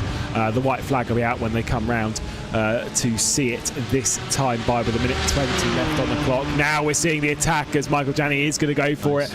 Got to get to the outside of 2 and be brave on the brakes. Ramstein didn't fight it, understands the position that car is in right now, and the 35 drops down into 10th spot. Still able to pick up a good few points from that position, but I think you're absolutely right. This could be, in a sense, the championship saying goodbye for the 35. I mean, it was already a tall order anyway, but still. Yeah, no, it's just slipping away for them slowly but steadily. Every single round they've shown a great degree of pace, but somewhere the 34 has been that tad bit more consistent, and that's why you see them right up there. Even today, even though by their standards this isn't a good day, but they're still in 3rd position, and how crazy is that? The victory lap begins for GSR by Hetzner, and this one's been one that we've waited a fair while to see. We weren't sure if we were going to see it, but finally, it does seem as though, knock on wood, no commentator's curse, we are going to see a McLaren on top, which, considering our guesses,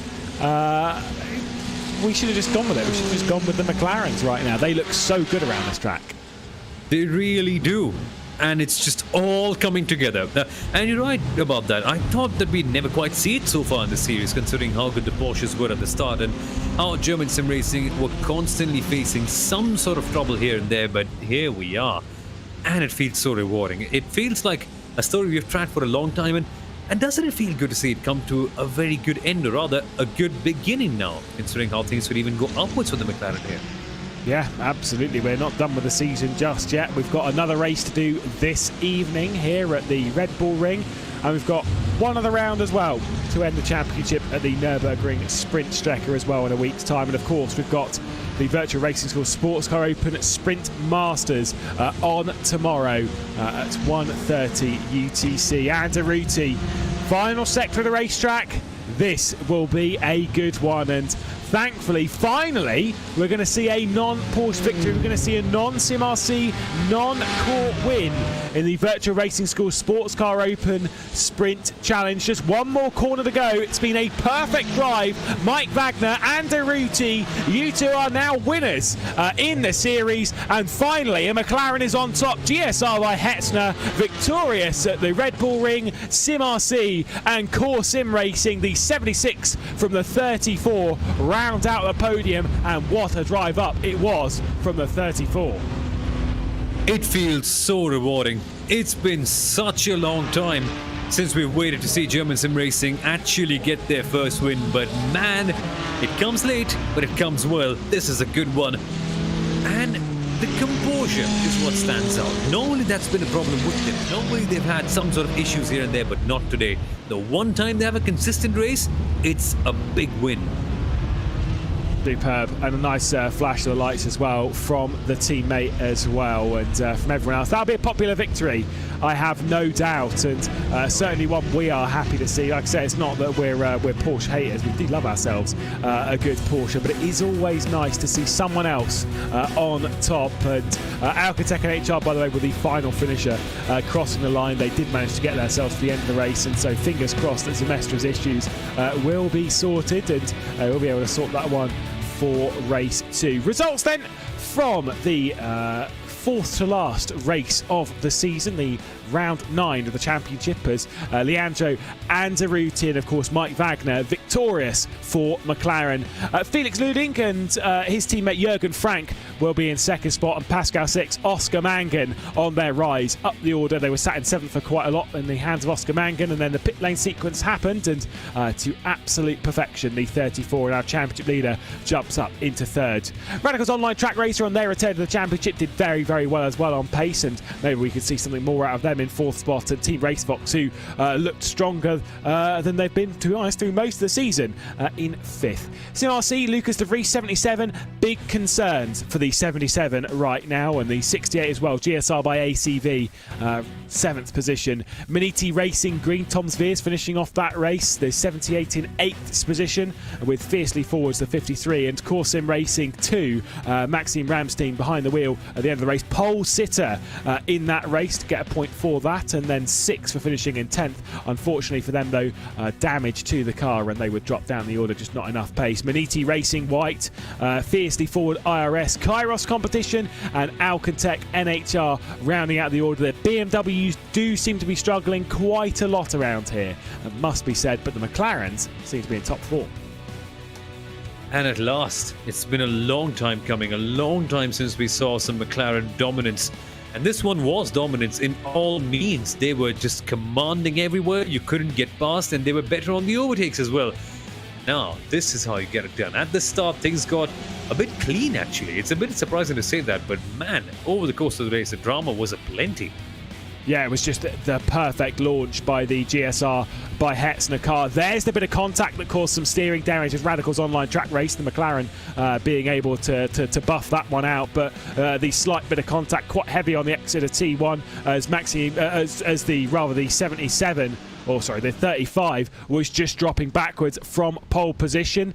It was the SimRC car going on the attack in the early stages, and the Fiercely Forward IRS car that was really a part of the battle. Kairos Competition battling out with the other SimRC car, this one being the 77 that had a poor qualifying, was unable to roll it back up the order. The 34 also had a poor qualifying, was able to latch on to this train at the front of the field. 2 different trains appearing at this point in the race, as Fiercely Forward IRS had already dropped off from this after a mistake from Maria Harushka. There's a little bit of a brush between GSR and RaceFox, who said they looked really racy this round, and they were really a part of the mix in this 7-car battle.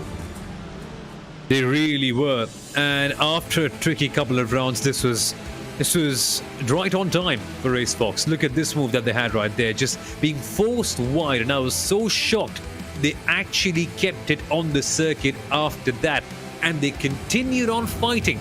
That is some great fighting spirit right there between them and the German sim racing. That is what you love to see. That is why we tune in to watch racing in the first place.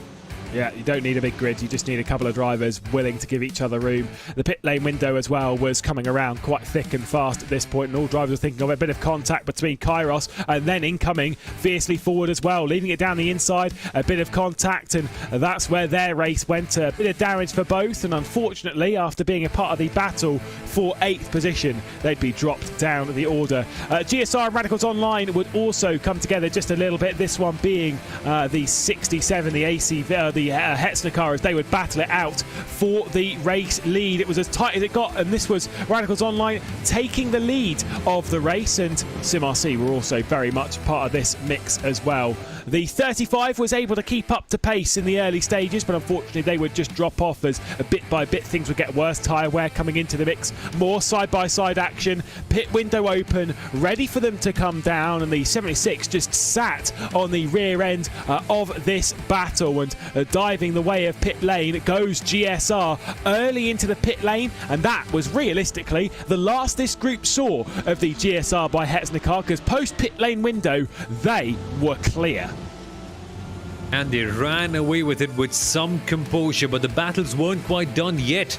Radicals Online were having a fierce scrap everywhere. Eventually, of course, it didn't quite end up too well for them. They were at the back of the pack, but it did took a few heavy tries, let's put it that way. SimRC tried, Co were also in there, and eventually their confidence on the track was evident, but the more experienced teams getting an edge on them.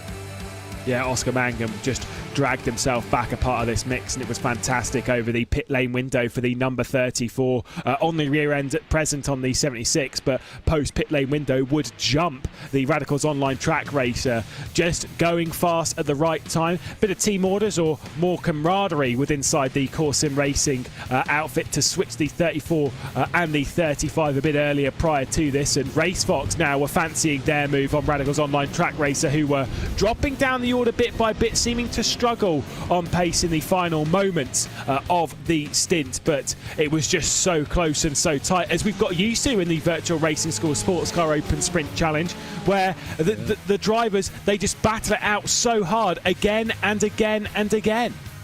And they just keep their concentration. They just don't end up making those major errors.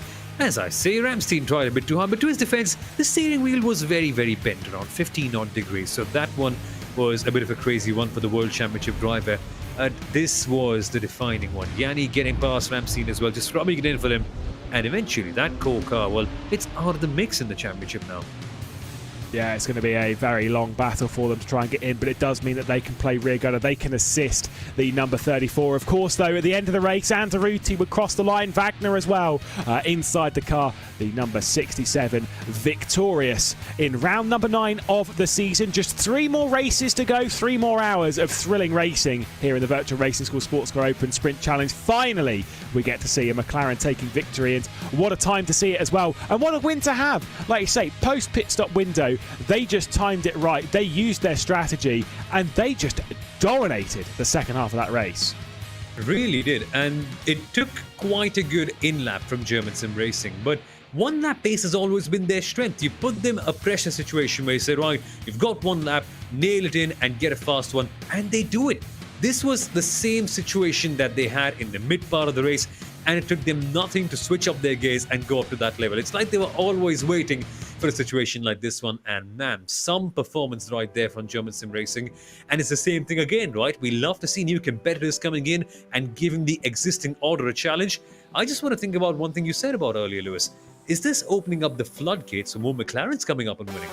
Well, when we consider one of the main issues that McLarens have had over the season thus far, it's realistically come down to tyre wear and strategy that we've spoken about a little bit. Whilst drive off and stuff was a bit of a problem at Monza, it's not necessarily a high tyre wear circuit. The curves and stuff here at the Red Bull Ring, you'd almost think that it's more of a medium tyre wear track, but because the differential in corners, it's not actually that high on tyre wear. It's a nice smooth surface as well, and so tyres aren't really necessarily part of the picture. When you couple that with the drive off that the McLarens have got, they almost seem like the car to be around this track. Almost unpassable. I mean, I can't remember one time when the McLaren was passed cleanly this race without any shenanigans. So that's one thing. Even the BMW got passed, by the way, by a couple of cars, but not the McLaren. Their acceleration, and finally the fact that, of course, the Red Bull Ring isn't that hard on the tires, really just worked out in their favor. But I'm keen now. We've seen a German Sim Racing win, but Radicals Online track racer were also looking very good, mind you. Are we going to see a second good winner again today? A second new winner first time? Hey, what about Alpine second HR? Is that expecting a little bit too much? I mean, who knows? They've got a bit of an uphill battle themselves as Zemestra will be starting the second race. But we can talk about that in a sense. Crispy was so good in the opening stage of the race. Right. It is fantastic racing effort just to see them actually competing in the race, not knowing if Zemestra is able to fix the computer or not, and just being able to reach the checkered flag. I'm sure, 14th spot at the last place, whatever. Reaching the checkered flag, that in itself is a victory. That is, and the best part is Zemestra is in this race, which means that for the second one they can go in there and work on a result. Now, to put into context how good Matthew Crisp's drive was, started right at the back and climbed up to what, around P8 or something, ahead of big cars like SimRC. And that was such an inspired performance. And then even later on, he was able to put away from that back. It was not like he was just struggling to be right there. He beat the draft train and got ahead. So for this one, the inclination is very much towards Alcantech NHR. It's going to be Kevin Zemestra qualifying. No, it's going to be Matthew Crisp qualifying the car. So they're banking on a big ending. But still, I don't think I can call on Zemestra. Oh, he just has got some good practice in. Now is the time to deliver. Wow, like I say, now it's about making sure that the system's all working, fire it up, test it all, make sure that everything's comfortable, and so hopefully when it comes to starting the race where you need to be comfortable, again, there's nowhere to hide in the championship. It's just kind of one of those things where they've just got to hope that everything's working. They've got a little bit of time until qualifying to... once it starts, you've got to get into it, you've got to attack it. Got to attack it, and firstly got to make sure that your steering controls are okay, because that was one thing that actually bothered the Alcantech team quite a fair bit early on in the first race, because Zemestra had come in into such a hurry that he hadn't even configured his steering wheel properly. So this is going to be a bit of a installation run right now, and then properly getting a hang of the circuit. But there's a genuine chance Crispy was very good. If not, maybe somewhere like a top 5, even a top 7 would be big for them, because those results have been hard to come by for them, sadly. I say it's just the nature of the championship. It's one of those things where we've got, sure, it's not, like I say, it's not an enormous grid here, but what we do have is we have a grid of quality where you don't just see one team running away and dominating. It is open to the point where we see different race winners. We don't just see, yes, sure, we've seen Core and SimRC, but we've seen all 4 of those. We've seen both the Cores and both the SimRCs, and now GSR winning the opening 9 races of the season. It is open, it is tight. It genuinely is. And that's the thing, right? It may seem on paper like SimRC have been very, very much better than the second core car, and that the core car, the number 34 machine, isn't it, have been miles better than the others, but it's just marginal things here and there. They've just been marginally more consistent. It's not like they had, what, 5/10 per second on the other cars. Really didn't. They were just slightly better in some aspects, and that is why they've been able to eke out a 20-point gap. It just shows at the top, it's not about talent, it's not about raw pace, it's just about how composed and how consistent you are. Yeah, it's just being able to deliver every single round that you go racing, which is one of those things that's most certainly easier said than done. And I can, for every example of someone that I know that can nail it, I can give you an example of plenty of other people that don't quite nail it to the same level of consistency. That is just how it goes. By the way, when it comes to competing and such, as much as there's not really much you can do about that apart from just joining, you can head to giveaway.sportscaropen.com to go and get yourself a part of a giveaway mix. Of course, the Lego Technic Porsche 911 RSR up for grabs. Every weekend we go racing between the Sprint Challenge and Sprint Master as well. That's on tomorrow. But of course, it is also open for the grand prize across the season, the Virtual Racing School's Direct Force Pro wheelbase as well, which, by the way, is a fantastic prize. I fancy upgrading my way that way. That is a proper bit of kit when it comes to sim racing. If you want to compete with the best on iRacing, realistically speaking, you do need yourself a bit of fancy tech like that. Love myself. What a giveaway! I'm not going to lie, that is a fantastic prize. And it's a bit of a costly one as well, right? Yeah. So it's all on offer right here. And just the fact that you can win it with a giveaway is just crazy. But a lot that new tech can do, a lot of confidence that can be inspired by new tech as well. So drivers sometimes just needed that upgrade, and why not? You can go for it, give it a shot, and see if it works out for you. Well, what's the harm, right? Well, what's the harm of participating in this giveaway? Nothing. Just well go for it. Exactly. You don't have anything to lose, so you might as well just do it. Focusing on what is now qualifying. We've already got a couple of minutes in. We're on Outlap City at the moment, as everyone will be finding their own bit of track position. A little bit wide there from Luca Wunsch, who we're looking at and riding on board with in the slipstream of Matthew Crisp as well. Crispy in the slipstream of the Radicals Online Track Racer car, which would be a good car to be in slipstream of, although mistakes from the pair of McLarens running over the crest at Lauder Curve at the first corner of the racetrack, and they're going to just lose time, and Radicals Online Track Racer already backing out of it. Crispy, though, not so much. He's just thinking, I'm going to put the banker on the board, it'll be fine. Yep, that's what his intention is, and he certainly got enough in the tank to go out there and set a banker. We saw everything in terms of his potential, right? He gave it all in that first stint, and now just about time to go out there and do it again. That's the thing with the Sports Car Open Series. You've done it once, you've got to go out there and do it again. So it's kind of a way of making sure that the drives aren't a fluke. Just make sure that you do it twice and make sure that you show everyone that you've got the base everywhere. That's more like it, right? You've got to love to see it. Yeah, absolutely. Once able to get through, now running through the turn 5 down into turn 6 and through the very fast kink of 7, which isn't really so much of a corner, but we do see plenty of side-by-side to it, or plenty of side-by-side in the previous race. 2 corners left to go, but they are 2 that require bravery and commitment. We've seen that time and time again across the day as well. All the way over to the left-hand side, it's still flat out there. You can brake turn in. Losing out there will be the fiercely forward IRS McLaren as well. It wasn't the greatest line from Wunsch, and that's not ideal as well. Maybe a little bit too much curb on the inside of the final corner across the line. First lap times coming on to the board at 36.945 from Team RaceSpot. That is a superb lap from Lucas Gabler, and in the consideration that we only have 2 times on the board, everyone else basically exceeded. Exactly. Ooh, Getting a bit loose. And that is big, because you can't just escape in the session. You've got to bring it back to pit lane. Oh yeah. If you escape, just ask what happens to simracing. Got disqualified twice, and that probably is one of the reasons why they're not fighting for the championship right now. So bad idea to do that, but yes, it's a bit of a hard work again for them, for Dane Bear, just going back into the car and getting to the pit lane, and just getting back on track with the right pace again. But it's a long qualifying session, so that helps a little bit. But what a session. What has it been with RaceFox? Just the first lap, and they absolutely nail it. A bit of a reminder as to pole position in the previous one, a 36.851. This is why we're a bit taken back by that. This is midday.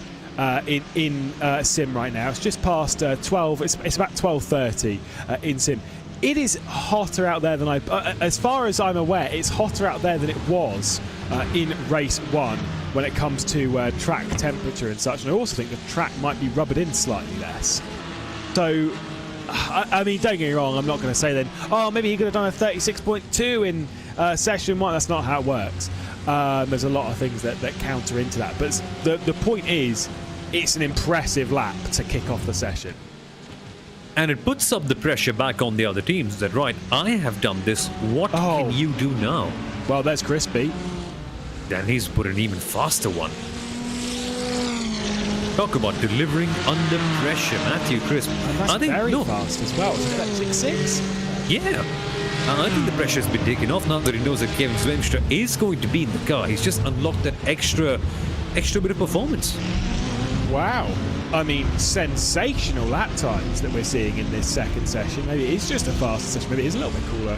And I wasn't quite right on that one. I'm pretty sure it is warmer, but I'm not 100% sure myself. So I'm going to say massively impressive there from Matthew Crisp at the moment to top the session. But of course, there is a long way to go, and we know how tight these sessions get.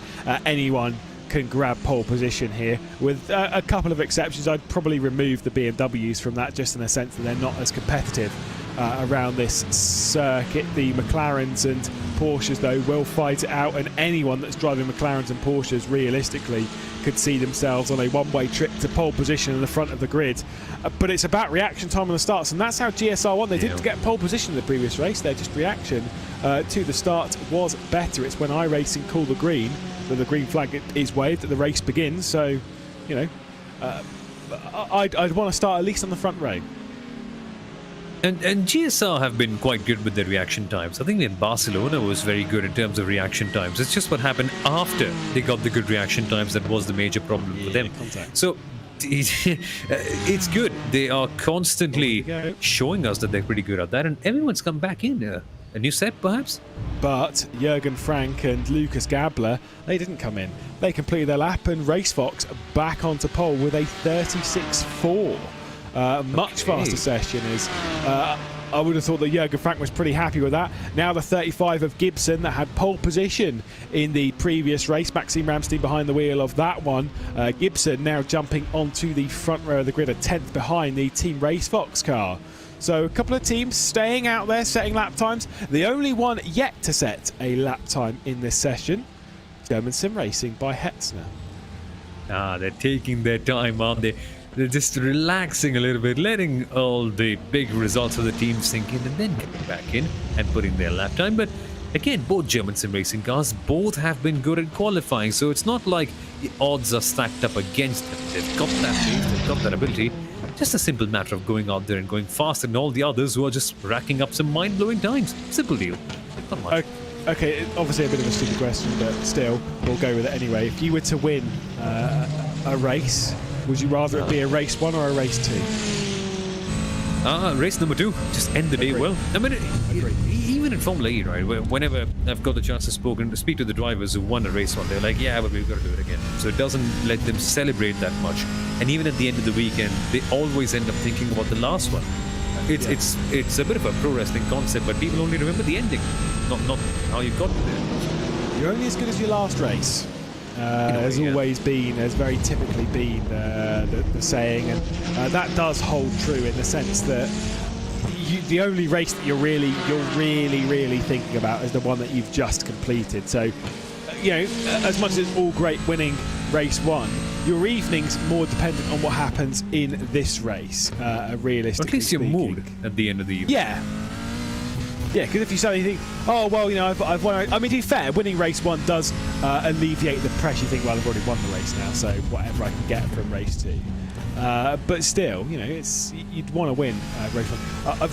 I've done it a couple of times where I've won. In fact, actually, I was racing once at Suzuka, and we won race 1 in the basically the GP3 type car. I've got a faster GP3 car. Won race 1. I was like, fantastic. Pressure's off for race 2, so you know I can just enjoy it. I can just I retired going into 130R in a big quiet crash. So you know, and it ruins your entire mood, doesn't it? Heading into the rest of the night, knowing I was pretty disappointed. Yeah, I should have been elated. I should have been over the moon. I should have just been like, right, time to sit back, watch TV, and really just embrace it. And no, yeah, crashed. Oh well, it is what it is. Oh, that's a little bit wide there from Wagner. Yeah, trying to push the limits right there. I think a little bit wide from the Alkintec car as well, slightly. They're just getting up to grips right there. Back up with a fresh set of rubber. And Core not working as a team here. Not doing that Monza strategy. Oh yeah, they are. They're just letting it move past. Yeah, I mean, the thing with the strategies and stuff around here is sometimes it is best to just ignore the strategy and just do your own thing. I will say ahead of them, look at this. 1 McLaren, 2 McLarens, 3, 4, 5, boom, all of them in shot right there, all in a train. I don't think they're all communicating, but... Oh, as there goes a spin for Harushka. Oh, that's a little bit dodgy. Unfortunately, kind of similar, obviously a different corner, to what happens in the race, just pushing it a little bit too hard, and the rear ends on these cars, particularly with cold tyres, they snap and they're unsavable when they go. Well, you hit quite a good note right there, Lewis. That was quite a fun thing to hear when you said Marie's name, but yeah, it's a hard car, this one with McLaren. It's a hard one to drive, and that brings up a separate challenge, right? We thought that the Porsche is a hard one. Then we tried the McLaren, and that is an even bigger challenge than the Porsche, seemingly. I get the feeling that when the McLaren's good, it's great. It's absolutely perfect. But when it's not in that window, it's horrible. It does seem how it's looked, whereas the Porsche is a bit more predictable. Oh, genius from GSR. They were just holding everyone up and thought, we're not going to help anyone else out. We're going into pit lane. I'm not going to sit out there and give someone else some slipstream. I'm not, we're not handling that. We'll dive into pit lane. Have fun. That's some gamesmanship at the basic level, yeah. I love it. Got to love it. And now look at Alcantech. What can they do now? Yeah, just basically that is an example of taking a pit stop for the sake of taking a pit stop. It's tactical qualifying when it's an open session, when you have to return to pit lane properly, when you have to do your full out lap, when you have to do everything. It's like it is a real session. You've got to treat it. It's tactical. It's a strategical race. And right now, all of them, they know that Matthew Crisp is a fast driver. Now, whether it was their intent to come into pit lane anyway, regardless, they've dived that way, and it's left this McLaren out on the track by itself. Oh man, it's so funny to watch it back in the replay as well. I feel bad for Crispy. Pulling a few strings. I feel bad for Crispy, but I do like the gamesmanship. I like things playing out like that. It's interesting. It's different. It's a talking point, isn't it? Yeah, it's fun that the championship has reached a stage where we are seeing this sort of thing happen. And even things like that, right? You normally end up seeing them in Formula One, where there's millions of dollars worth of prize money. Not that the prize money here is small, but of course nothing in comparison to the millions that you get in Formula One. But they're still trying. They still just want to go out there and compete. And for many, the season might be, well, more or less done. There's not much to fight for in the championship sense. But still, they want to fight for every position they can in the championship. And these sort of things help them out.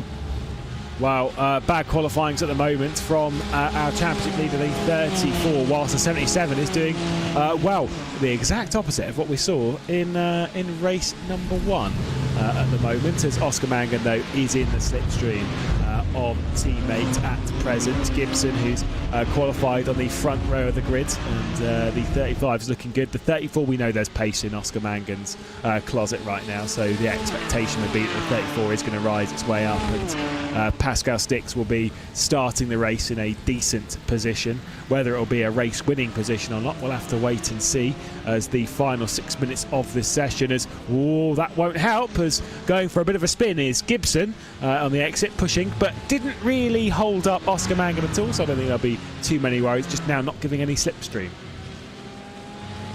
Yeah, no problems right there for Gibson, but still, it's okay. They've got time for maybe one odd lap. I don't think it'll be the fastest in the world though, but their pace is still quite good. Still second place wouldn't be the worst thing in the world. And after all, at the Red Bull Ring, considering how chaotic things can normally get, maybe fine to start somewhere like second or third. But yeah, the first race was quite an outlier. I didn't expect things to be so clean at the start, but somehow it just takes a few good drivers to make sure that the racing is just as we want, not too chaotic.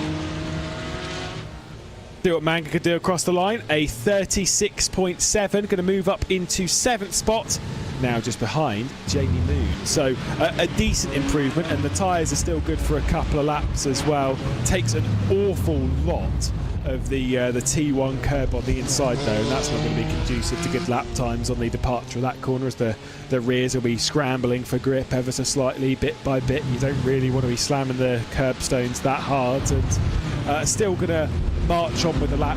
I don't suspect we'll be diving down pit lane, because from what we've seen, the first lap is not great on the tyres. You do need to give them a couple of laps to warm up, and with this little time left in the session, I don't actually think there's enough to come into pit lane to switch tyres, to then get back out, to do an out lap, to do a time lap, and to do another time lap to follow. By the way, you'll never guess who Matthew Crisp is behind coming down to the penultimate corner. Back behind the 2 GSR cars. Only this late in the session is he's going to jump them. This late in the session, GSR have to stay out because they are qualified 9th and 10th at the moment. And how do you normally expect that to happen? It's odd. It's like GSR have gone out of character. It's like they've ditched their super qualifier inconsistent race image for maybe more consistent in the race, but maybe a bit slower in qualifying. They still have to wait and watch and see what's going on, right? But this is uncharacteristic of them. And even Radicals Online, the team is only 8. And none a bit shocked by that. Well, I mean, remember with GSR, they qualified on first and second in the that first race at Barcelona. They then qualified third and 8th, which is quite a step in difference. And, when you're talking lap times and stuff that are this close, you can kind of see that thing unfolding in the session. Obviously, their session's not done. They are doing more laps as we focus on Maniti, who the 78 being up in 5th. Haven't even really spoken about that. That is superb from Maniti Racing Green. Best qualifying we've seen from them so far this season. Obviously, so far being the fact there's still plenty of time in this session for everyone else to drop them right down towards the back. We don't really know yet. But it's good, right? I like that Maniti are just gaining a little bit every single race. At Monza, it was the race pace that was good. Now it's the qualifying for them, and the second one that's coming up to be so well. This is always constant improvement, and that is what you like to see. Some team that you can support and you can just maybe invest into emotionally, and that's been Maniti so far. Just seeing their progress has been very nice. Could the doors be open for other winners this season, as you were saying? We've obviously had GSR. They've put their name into the book. We're expecting maybe another McLaren to potentially contend for victory in this one, although they aren't really up there. The highest one is Crispy in the Alcatec NHR car. Villeneuve only gains a single position in the Radicals Online track racer car into 7th. The 2 GSR cars do not move from the 5th row of the grid. Gabler, though, for Team RaceFox, this could be good for their chances of potentially taking a race victory. And we'd be, we're not biased, but we'd love to see that, because RaceFox have been a popular team all season since they've taken it to Core and to SimRC on almost every single occasion. It was just last round where it basically fell apart for them. Yeah, last round at Zolder. Zolder wasn't quite good for them as well. And it just shows you, right? 4 bad races and it could all go downhill for you. And even in this first one, they were better, but it's still not that championship beating team that we saw in the first couple of rounds. And that confidence, maybe it could just come down to having only one car. And that often is the case, right? You've got a second teammate to work with setups, and it can make a world of difference. And perhaps it is just that, maybe just having one car has affected their preparation a little bit in relation to Core and SimRC, who have been able to pull away since then. Just had a note in game. And this is bad because we've only got a minute left of qualifying, and then we move straight over into the race where we prepare for it. Oscar Mangan, who's currently qualified in 8th, he will pass over to Pascal Stix, and we did see some issues from Pascal Stix, didn't we? Just seen it pop up. Pascal Stix, the server is disconnected due to incoming packet loss, which means that connection has caught up with them, which at this point in the session will be desperately trying to rejoin. I'm not necessarily sure if they're going to be able to jump back in. And it's not as if Oscar Mangan, it's not as if they can go, Oscar Mangan, you start the race, you do it, you just start it. They can't do that. It's against the rules. So this could be bad for the 34, and I am not beating around the bush there. This could be not a defining moment in the championship, but it could well open the door. Open the door big time. Their gap is going to come crumbling down, because if we don't see both drivers competing, that's a straight up DNF, by the way. Yeah. And I think wait a minute. The organizers have been super quick in updating the standings. So the recent gap after the last race is somewhere around 168 minus 41. What's that difference? That's 27 points. If Core Sim Racing isn't competing, and if we get a big result from SimRC, that could come tumbling down by a lot. A tight championship margin heading into the final race, which I don't want to be mean to Core or to Pascal. I'd like to see the championship fight firing on all cylinders going into the final round. But we'll have to wait and see if Pascal Stix can rejoin the race. We ride on board with Matthew Chris. I'm sure if Pascal Stix can get into the race, we'll just drive around anyway. Because if they can get back in, we'll just settle for 14th and last and gain the 2 important points for it, because you never know when it comes to championships.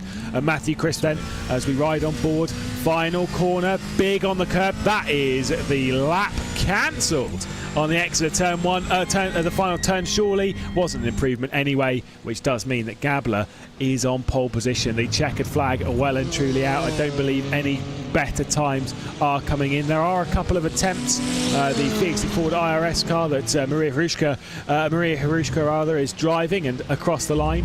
No further improvements. The 80 there, the Maniti Racing white car, final position on the grid. Dane Baird in 14th and last, just about a second off of pole in that fantastic livery from the Kairos competition. But at the moment, things are looking good for RaceSpots. Very good. And finally, this feels like the RaceSpots we're used to seeing. This could be an entertaining one. It's a Porsche taking pole position. But what about the McLarens? In terms of race pace, they have been the ones up there. But where are the McLarens? There's only Crisp in fourth, and that's not only. That has to be their best qualifying ever. Wow. Wow, well, not best. indeed. I think they were third in Monza, weren't they, the second race as well? Yeah, I mean, I'm just going to say it. Very, very impressive. Absolutely superb. Well, we'll have to wait and see how the race goes. We'll take a look, though, at the starting grid for round 10 of the season here at the Red Bull Ring.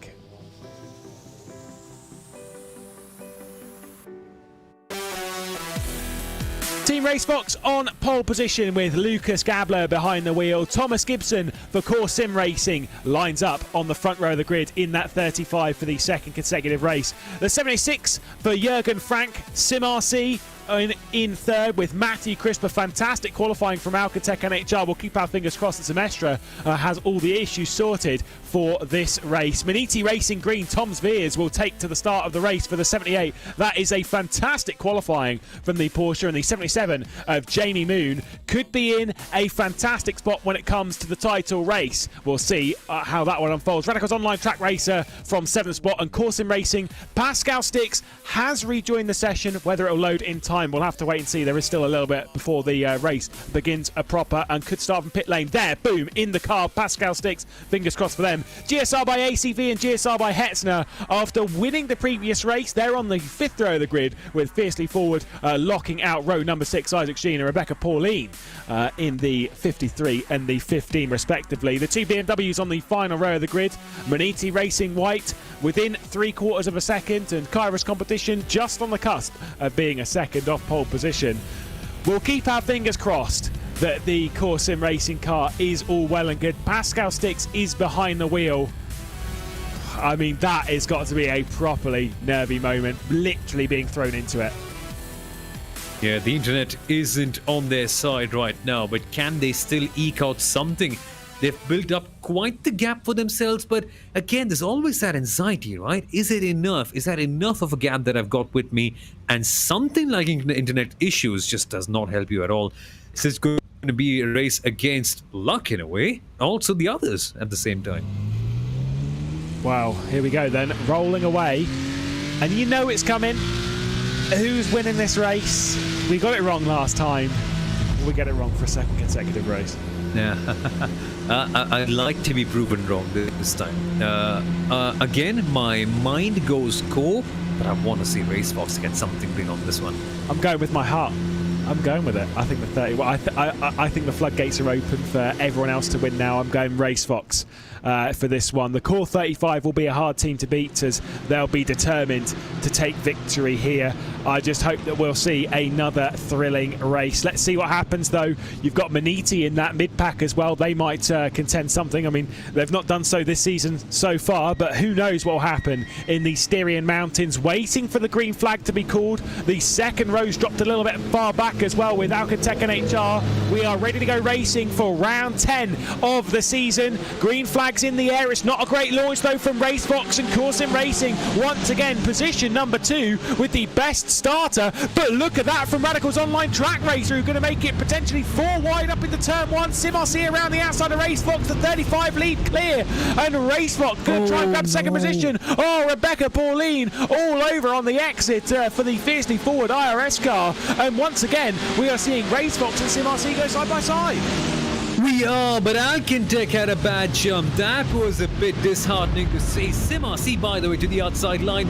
RaceSpots are fighting hard with them. Oh, this is going to be a proper fight. This is going to be a proper fight down into turn number 3.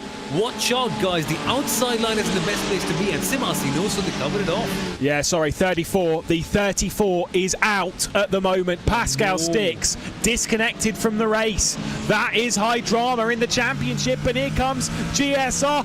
Where have they come from on this start? Absolutely charging from 10th position, potentially to grab second here. That is absolutely insane. One of the most ridiculous starts that I've ever seen. And Anderuti is knocking at the door to try and grab that one from simracing. And there's the opportunity. And up into second. That is +8 on 1 lap. This reminds me a lot of Senna and Dorrington 93, except for the rain. And I know that's very high praise, but that's how many positions he's gained up in 1 lap. That is outrageous. Insane. 9 in a lap. And RaceFox now want to get something on the Radicals Online Track Racer. Oh, this is a battle I've been waiting to watch for such a long time. I'm going to relish this one, as should you. The second German sim racing car wants to get one on simracing. Again, everyone wants a lot of things, but it's just about executing it, and they can't. Look at how tight this is. The two simracing cars battling out at GSR. Huh? How was the 76 fallen so back down? I think just over the chaos of lap 1. I think it's the only thing that you can use to describe it.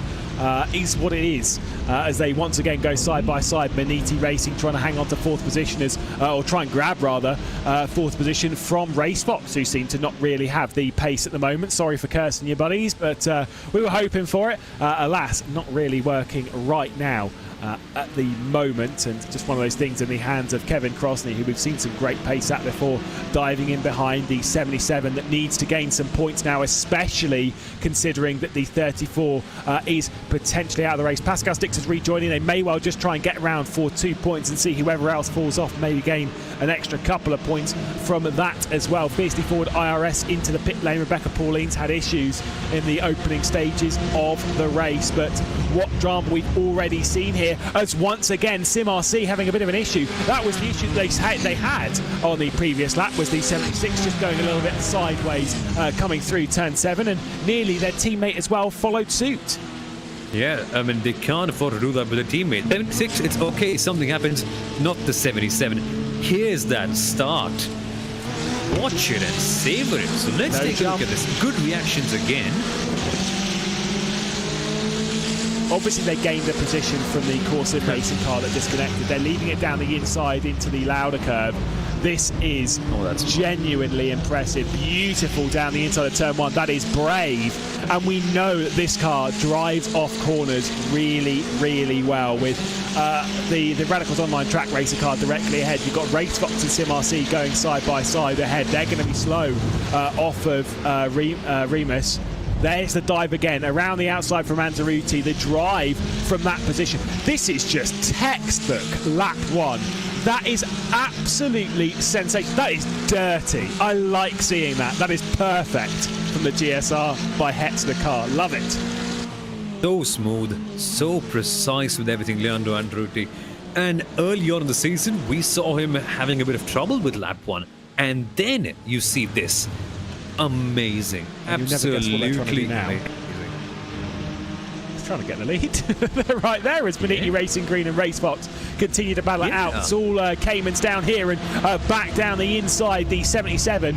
No position switch. Maniti Racing hanging on to 4th. This is a fantastic drive at present as well from Tom Sveers, who's desperately trying to hang on to what would be their best result of the season. As back into the race, Court Sim Racing, Pascal Stix is behind the wheel, and at the moment, because of Fiercely Forward's IRS's issues, they'll be gaining 3 points from this race. So it is really important that the 77 gains as much as they can if they want to win the title. Anderuti, fastest lap of the race, closing down on race leader. Not quite there yet. This battle is the tightest on circuit at the moment, battling the 6 positions down to GSR by ACV. They've got to try hard. simracing have got to prioritise the 77, and the 77 is on the attack, by the way, on RaceFox, as you can see right now. But that Maniti man, have they had a good start right now. By the way, fiercely forward, send one on German sim racing. Oh, the McLaren will have the acceleration. It just normally doesn't end well for the Porsche, but it could. They've got the better line normally. Now they have it. Yeah, well, we'll see on that side-by-side once again, just playing their cards right. Spheres defending, holding it to the inside, outside line from Krosny. This one doesn't normally work, but if you can make it stick, it yields you the inside for the next real section of corners, and that lasts for a good couple.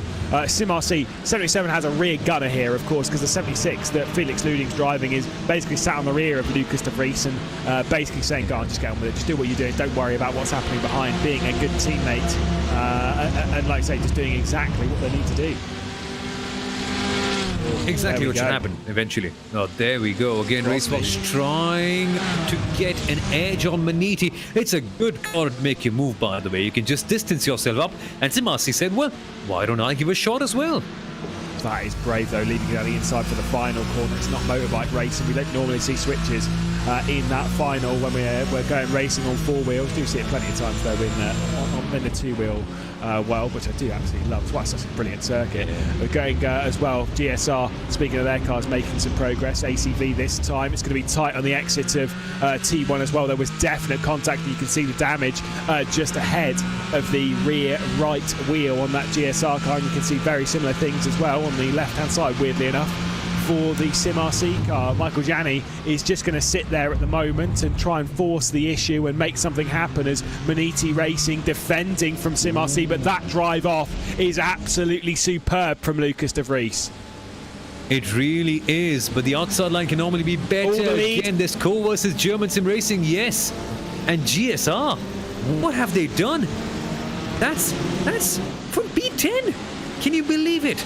Oh, there's more contact as well between Maniti, the 77, the 76 as well, back in this for SimRC. Not sure what happened between them down at turn 3, but yeah, absolutely. GSR by Hetzner to the head of the field, side by side as well, as they go 2 and 2. GSR to the inside of the 76, the 77 of SimRC to the inside of Maniti Racing Green. They'll be up the hill, they'll be tight, and somehow Thomas Veers is going to hang on, and now GSR are going to be a part of this. They've got to the inside for the penultimate corner. This will be a brave move from the McLaren, and they are sending it, and the 77 cops a whack for it. Sim Racing sends a message and says, thank you. They didn't intend for that to happen, but it's the 77 who's dropped down a position. Now, it's only a couple. They've got to pass the fiercely forward and then their teammates, and GSR, both cars are on a mission.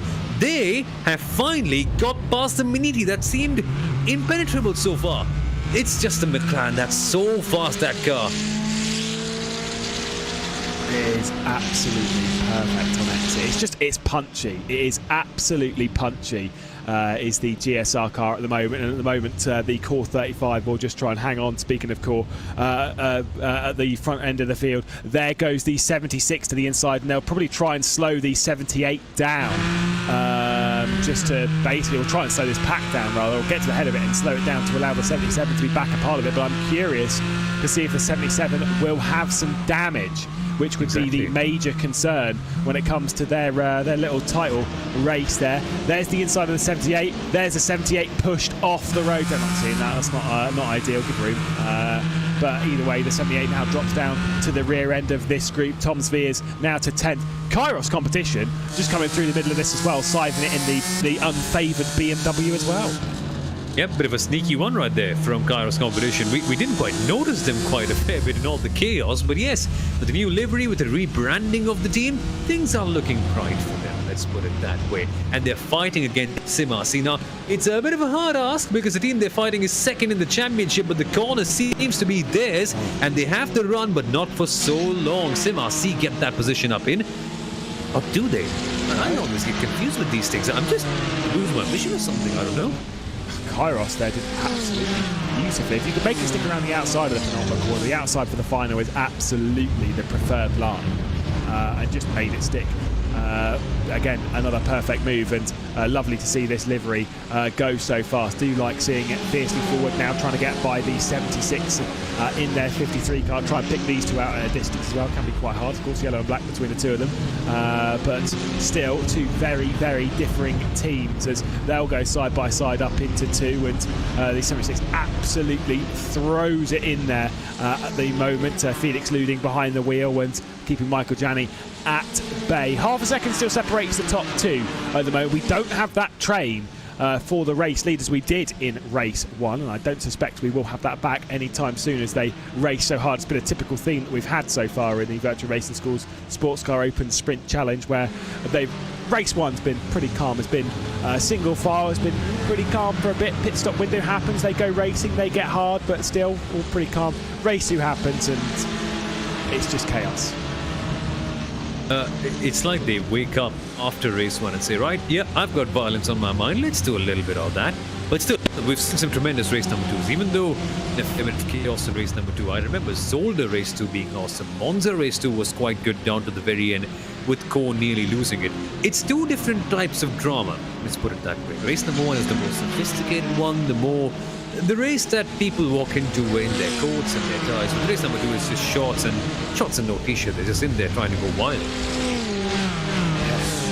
I mean, the wild is intense. I mean, it's kind of a surprise. I mean, it's not actually. It's just you kind of see the stuff in British touring cars where they go racing. You race one's car, race two's a little bit car by the way. Race two's pretty intense. Race three with a reverse grid is just ridiculous. We don't necessarily see that in this. I don't think a reverse grid would be that bizarre in this, by the way, because the pace from everyone's just so close as De Vries does get back past Winbo as well in that Kairos competition car. But where everyone's just so close. Oh, Zemestra, has there been an issue for Alcatec and HR? There has. I think the Alcatec and HR car is out of the race, and this is why Pascal Stix is staying out on the track, because they can gain points from everyone who has issues, and we expect that in race two as side by side. Oh, look at that space given, and we're going to get some side by side off the corner as well. That's how you do it, lads. And the 77 is going to drop back yet another one as Kairos competition are trying to get this one completed, and Wimbo is making that one stick once again. Space just about given, and Emil Wimbo back up into 8th. You go, Emil Winbo for Kairos. Man, he's showing some fighting spirit. So what if it's the second place driver in the championship he's fighting? So what if there's a championship on offer? He is going to fight down to the end, and so he does. And no, SimRC still don't have that run, Lewis.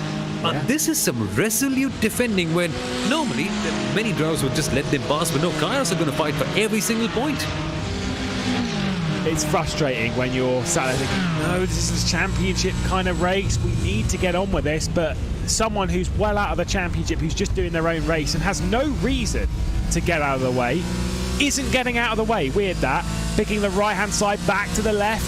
This time going to make the move stick as Emil Wimbo was a little bit slow through Lauder curve, got the inside for what is apparently turn 2, and the speed just slightly shorter run up into the actual turn 2, and now we'll make it stick around the outside. Will space be given once again? Yeah, absolutely goddamn right, as ahead of that as well. Fiercely forward, and GSR goes side by side with the other SimRC car as well for good measure. The 77 going to try and make this one stick. Got to do the same thing that the Kairos competition car did on the previous lap and go around the outside at 3 downhill into the braking zone. Is space going to be given once again? Oh, nice. Yes, it is. It's so close. There's going to be a little bit of a brush between the two as they come back in. There's the further brush. Just trying to hold that super short line. De Vries into the rear end of Wimbo, and Wimbo still hanging on. Was Winbo a boxer or something like that in his past life or something? This is outstanding. The resilience. He's taking punches, but he's fighting back. And SimRC, they will be scratching their heads. They might want to bang it on a wall. Their championship challenge is just disappearing in a shot. Look at this. Yanni versus German Sim Racing. This is nice. Hyman's got the inside line right now, but the McLaren with the edge should normally get past at the exit. This racing, it's so intense in this championship. Every single time we go racing, I know I say that time and time again, but it's absolutely true.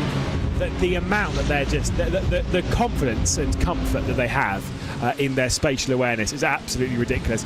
By the way, just to confirm, Fiercely Forward IRS are out of the race.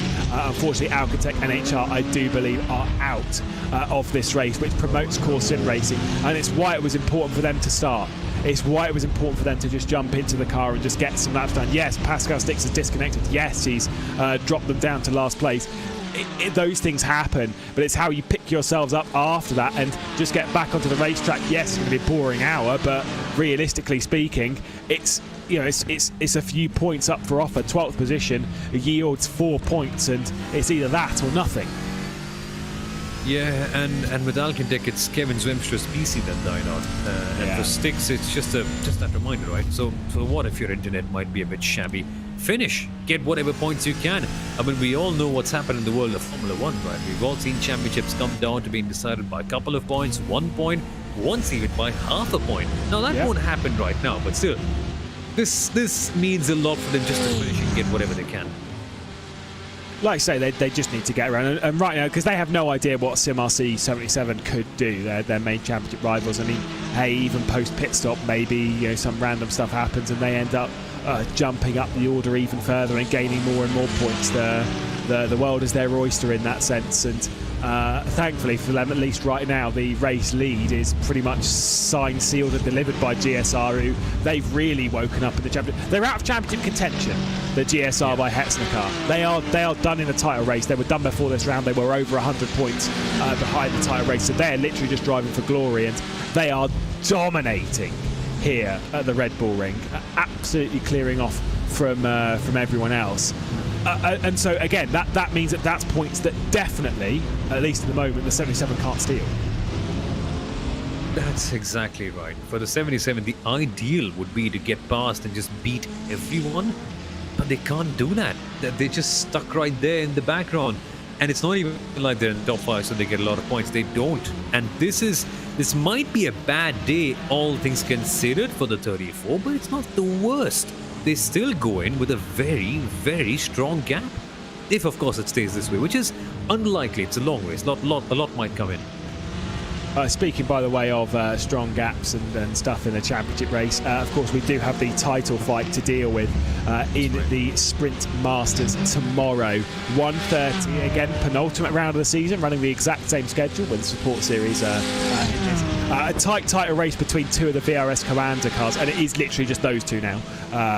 There's the chances of others, but it's realistically between the 93 and the 91. They're separated by just 13 points in the championship. It is super tight, as here we go with Krosny going to gain that one, as I think Squirek might have a slowdown penalty over that final sector of the racetrack. Normally we've seen the McLarens absolutely bolt from those final couple of corners, and Krosny back onto the podium where RaceSpots would desperately love to be. RaceSpots need that right now, and it's such a relief just being in the top 3. RaceSpots want more. That's what they've been always about, just consistently getting more positions in. Right now there is going to be an attempt on the Fiercely Forward car. Yanni's getting closer, but not close enough, and gotta say, Felix Sling with the defense has been so good this year. We've seen Jürgen Frank be more the attacking driver for SimRC, and on the defense has been quite strong as well. It's a combination that works. And I just come back to that point when discussing about them. Just those 2 disqualifications, Lewis. What if? It's a big what if. It really, really is. By the way, with RaceSpots, if they do grab a podium here, it'd be their first podium since, of course, the 4th race of the season. They had 4 podiums on the bounce, did RaceSpots, to open the season, and haven't been on the podium since, unfortunately. That's why we were kind of looking at them in that title race, but just those things that kind of happen. It just unfolds very, very quickly, and they're just trying to get themselves a podium here, but we know the 21's desperate for one as well, so who knows what will happen. And to be fair, I wouldn't necessarily rule out this fight as well behind, because Luding, Jani, Hyman, to be fair, even Wimbo, De Vries and Sveers as well, they're all not that far behind when you think of it, especially when we're 5 minutes out from the pit stop window, and who knows what happens when we go through that section. Some teams gained an awful lot in the pit lane window last race. I mean, it's surprising how you can gain a lot, right? It's just simple. Again, just drive faster. There's not much to do in terms of tires and fuel, so just all down to how much quicker you can be. And now, fiercely forward seemingly are quicker. Yeah, going for a move again around the outside, but it's a big send on the brakes from the 76 of Felix Luding. And there's the contact. See ya. Way over the escape road. The two come together as Gianni was going for a little bit of the cutback or just trying to hang it around the outside, and Luding was having absolutely none of that. And now GSR are involved in the mix and will want to get past both the Porsches. I mean, desperately speaking, they'd want to get themselves onto the podium. A little bit wide there from Michael Gianni, and God, could you imagine if you had two GSR cars on the podium? That'd be ridiculous. What a turnaround that would be. What a turnaround, seriously. After Barcelona, it couldn't have gone worse. This was just them bouncing back up, and this has been amazing. What a comeback it's been for them, and sealing it off with a double podium would be amazing. Imagine the kind of momentum they would carry into the final round at home, literally. German sim racing, racing at the Nürburgring. How awesome would that be? Yeah, I mean, I've got to say, with that lap one, I could genuinely watch that lap on repeat for a good hour, just because it's just. We need that on board, yeah. It's so impressive. I'm sure we'll get it in the highlights of the end of the race, but it's just absolutely superb. Really one of those things that you need to take a video of, and anyone learning how to do sim racing and stuff and wants to watch an aggressive lap one but a measured lap one, that's the kind of one you speak of. You don't get to see those that often. They happen, a couple of times a season max, but that was a very, very special lap, and they are reaping the benefits at the moment, leading the way as once again we focus on their teammate that's at the rear end of this three-car train at the moment for 5th position. Gianni's missed a couple of corners though, and I'd be a bit concerned if I was in that 76 of being just cleared off the road. Yeah, exactly. But Gianni's still carrying on, still continuing on, and coming back to that point, just for a second about that first lap, I would say don't watch it too often, because I mean, we just tend to be too inspired, and we try and do that in our local online races and just end up making a mockery of ourselves. Let the professionals handle it to themselves. So easy to do though, just go, oh, I've seen them do it, I'm going to do that. There's the dive to the inside from Gianni, the doors open, and it really is now coming into that final sector of the racetrack. Is going to be dived straight across to the apex. Beautiful stuff, absolutely beautiful from Luding. Threw it straight into the apex, knew it would stick, and understood the space of the car and how much of an overlap Gianni would have, and just went for it. And knowing how that one unfolded, I watched from sim racing terms, from big names in sim racing that no one's probably ever heard of, at least on this side of the pond. Jack Keithley, you might have done. Gergo Bowdy as well. I watched those two race once. There was the way they dived down the inside. It was like that late move of waiting for one to come back across and then sending it down the inside. And I was like, I'm going to do that in my next race. And I did it on Gergo Bowdy. Punted him straight off. I was like, oh my God. So easy to do. That's a better run though through turn 1, as Michael Gianni should be able to get this one stuck down into turn 2, but it's such a long run up here, and Felix Luding's been so good on the brakes in that Porsche that realistically speaking, who knows? And there we go. There is that great braking capability that SimRC have, and the drive off using the sausage as well. That drive of the corner around the outside is perfect from Luding. And so that is such a big gap covered off, but oh, Gianni's going to try on the outside. You know what? Hyman's also going to try. He sends it to the inside of Michael Gianni. That's a risky position to be in, but watch out for the acceleration of the McLaren. At the back, though, Kairos competition doing some gravel surfing. Yeah, losing the position to De Vries, who's now back a part of the fight. I mean, to be fair, in a sense, if you want to say something about Felix Luding, he's doing a great work for his teammate to try and just drag his teammate back into this fight by constantly going side by side. And once again, we're seeing more of it. Yeah. More please. Fantastic racing between them. I mean, you're absolutely right. Hyman sat there waiting. They're way out of contention now for the podium because they've cleared off to the distance, as you would expect when there's this much side by side, when there's this much on the table.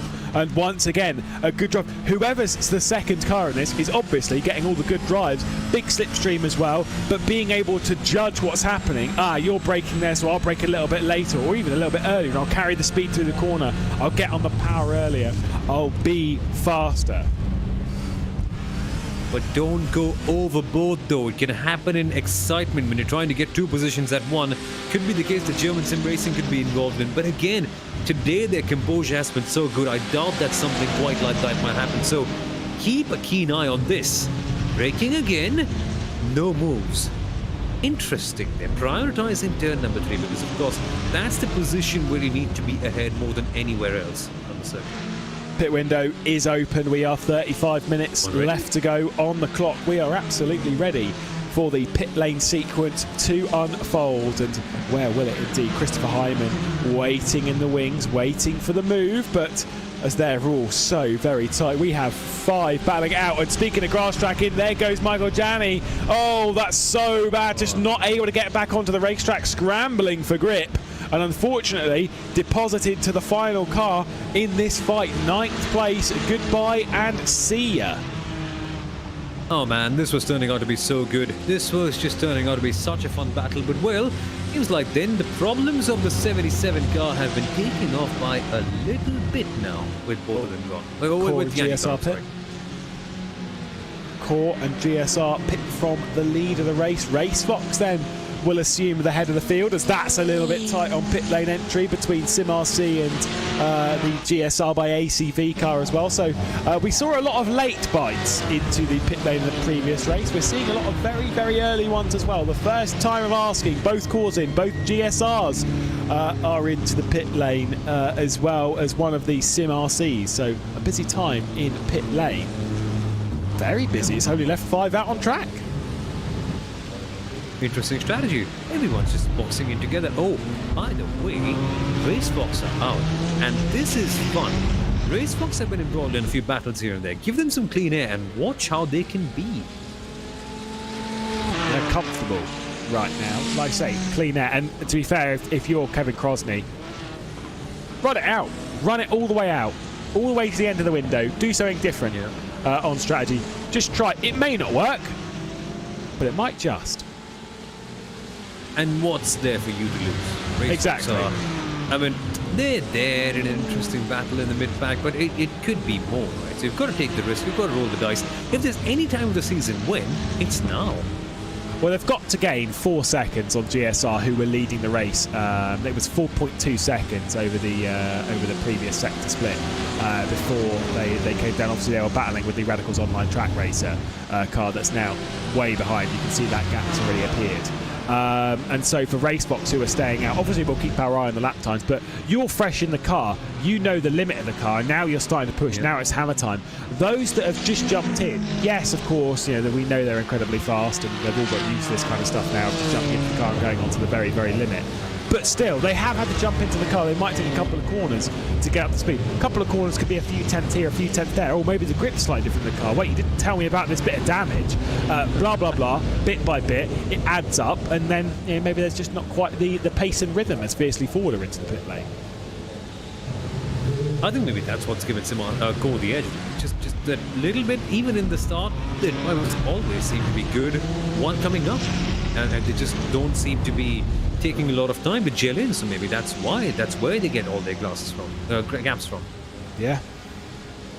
Like I say, just having drivers that, because I've said this before with drivers and stuff in sim racing, it's why I don't get it. I mean, when I did the Bathurst 12 hour earlier in the year, we started the race, got it behind the wheel for my first stint, and I was crawling. I mean, I was like 3 seconds off my own pace, building myself up to about 5 or 6 laps to get into the rhythm. Now, whilst Bathurst is obviously a very different, very challenging circuit, still, when you hand over to, I'm pretty sure to say the same with any of these drivers on this grid, when you throw them in behind the wheel, at Bathurst, here, Nordschleife, whatever, they're bam, straight up to speed. They're already there. They're kitted out and ready to go. They don't need the little bit of time to get up to speed. DSR under a lot of pressure from Core at the moment. That, of course, being the Hetzner car, Core being the 35. The gap's come down about 1.5 seconds, showing that maybe GSR's pit lane sequence was a little bit slow. I'll let you know what the lap times were as we see Radicals Online Track Racer into the pit lane, the alarm going off RaceSpot's last lap was a 37.393, so obviously fairly decent, but to give you actually some decent context as to what that actually means, Felix Luding was a 37.7, so a good half a second down on that. We'll see what GSR do when they cross the line. I'll give you the updated delta on that. Of course, they've been in pit lane this time by. They may well not actually get a lap time on the board. They're pushing that hard, but could mean they might get a slow down penalty. Let's see what it is between GSR and Core, though, as they cross the line. Are they going to be going faster or slower? It's a 37.6. It's 3/10. It adds up. I mean, you think of it, if it's 3/10 for every single lap in the pit lane window, it's what, 5 laps in the pit lane window? It's not far off a second and a half. If you get a little bit more, maybe even 2 seconds. And that's a fair bit. They lost 2 seconds in the pit lane. It was only 4 and a bit. 2 seconds. Oh, it could be close with RaceSpot if they nail the pit lane sequence. And okay, that's going to be fun, right? So when RaceFox comes out, there's an air of excitement now. Where exactly do they rejoin there? And of course, they're losing out a little bit of time here and there. Oh, they're pitting. Oh, now they are. Of course, they have to. I mean, I guess they must have realised that at the right time. Well, I mean, they could stay out for another couple of laps, but they're bailing now. Maybe they're just sensing, whilst it's quite close, let's just get involved in this battle. Let's just try and jump into it. Maybe they've seen something that they can jump it. Who knows? We'll see what happens with Crosby across the line. SimRC's 76. Kairos Competition take over the lead of the race. Yet to stop. Still got a couple of laps. Lucas Gabler will drive in behind the wheel of Kevin Crosney's Team RaceFox Sim Racing car. I'm going to say they're going to come out in third. But how close will they be? That's the thing here. That's the real question, because they could be quite close. And with RaceFox, we saw that the base is there, and so even if they might be behind, they're still going to try super hard. They're still going to put up quite the show for us. So they might be just third. Oh no, they're way back. They have got enough fight in there, yeah. They are way back. They had a very slow pit stop, a very, very long pit stop. Oh man, I was bigging that one up. And it's they're still out way ahead of Radical's online track races, so at least there's that. Yeah, but again, that's not what their priority is, right? RaceFox really want to go for the win, and now that's been taken away a little bit, unless we see something heroic. And we've seen a few heroic drives. Again, lap number 1 from German Sim Racing even today comes up into mind, but again, that's when everyone is bunched up. How much faster can they go right now is the fun part. Wow, this is the real thing, is that obviously if GSR and Core start battling, it opens the door for RaceFox to once again close back in, which you could definitely see happening over the final 27 minutes of the race. SimRC 76 is obviously going to stay out and out on the racetrack as we focus on them, but Kairos Competition, Emil Wimbo is into the pit lane now. So we'll stop that one, pop it up on the jacks. We'll hand over the car, and I'll say from Winbo, that was a quality stint. It was. Got a bit overboard, I think, once with battling with SimRC, but that's okay. I mean, Emil Winbo has been such a star performer for the revived Kairos competition team, by the way. They were supposed to be there from the start, but only joined in since Monza, and both their rounds, they've just fit in like a glove in this series. I love that their presence is right here. Winbo has been a proper star. Yeah, absolutely. Well, dropping down the order now, obviously, in the pit lane, it will promote the 77 up a position, who I think quite realised this, but the 77 has jumped a little bit, obviously, in the pit lane sequence. Is now just ahead of the GSR by ACV. It's quite close, actually, sorry, between the 77 and the Kairos car leaving the pit lane.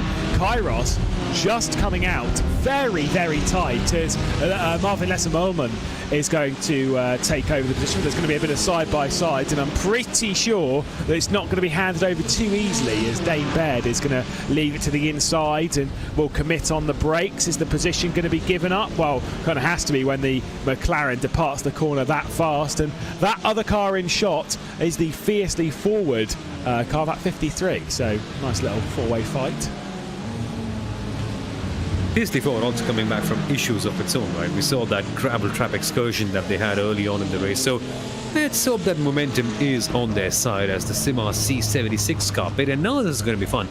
Where do they rejoin? They've left it very late though.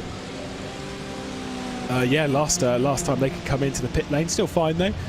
Based on the pit lane window, it'll close in 10 seconds. But that's about the entrance to the pit lane closes. So up on the jacks and the pit lane is initiated, and we're officially sorted with all of the pitters throughout this race. At the moment, SimRC are leading, of course, but GSR by Hetzner will retake that one. But it's all about core now. There's the dive for the inside, and that is now for the race lead. They've pounced at the right time, and there we go, straight up into it. And finally, the McLaren's been knocked off the top. It was a slow pit stop from GSR, and now the 35, Thomas Gibson, jumps behind the wheel, jumps into the race lead. It's those small things that code us better. The pit stops, the exits. That's exactly why we see them in the top 3 in the championship with both their cars. That's what makes them so strong. Meanwhile, battles are raging strong right here. SimRC have come up in the strong position, and luckily for them, it's the 77 out of the 76 Lewis. This is exactly what they need, but still not perfect, because Core, with the IRS and Alcatic NHR team not doing well, they are still taking home a fair few points. Yeah, and like I say, it's, it's always been prizes, but you've just got to tick them off. You've just got to build them up. Just focus on that side of things. Oh, I don't like finishing 7th. Who cares? Just focus on the points that it nets you. Focus on that kind of stuff. Once again, though, the 76 will play rear gunner for the 77 and won't make any moves. We'll try and get Jamie Moon to try and close down to Timmy now as well. What are the lap times between them? Maxime Tinev, last lap time 38.0. Last lap time from the 77, 37.5. So it came down half a second. Could come down more before the end of the race, and it could be 4th spot up for grabs, as once again it's close for the race lead. It's also close here between Jürgen Frank and Marvin Lesser-Molman. This is back for the race lead on the left-hand side of your picture. They're also going to come round the lap. The 34, once again, Oscar Mangan behind the wheel. Issues for them, but still in the race, gaining points, and that is the important thing right now for them. Yeah, just keep on fighting, keep on getting as much as you possibly can is the agenda for them right now. The agenda is a little different for Gibson in the 35. For Gibson in the 35, it's just fun, because they're in this fun little spot where they can't quite fight for the championship, but what they can do is just gain as many points as they can and just fight for pride. They will be finishing 3rd most likely, and oh my god, they're about to lap their teammate.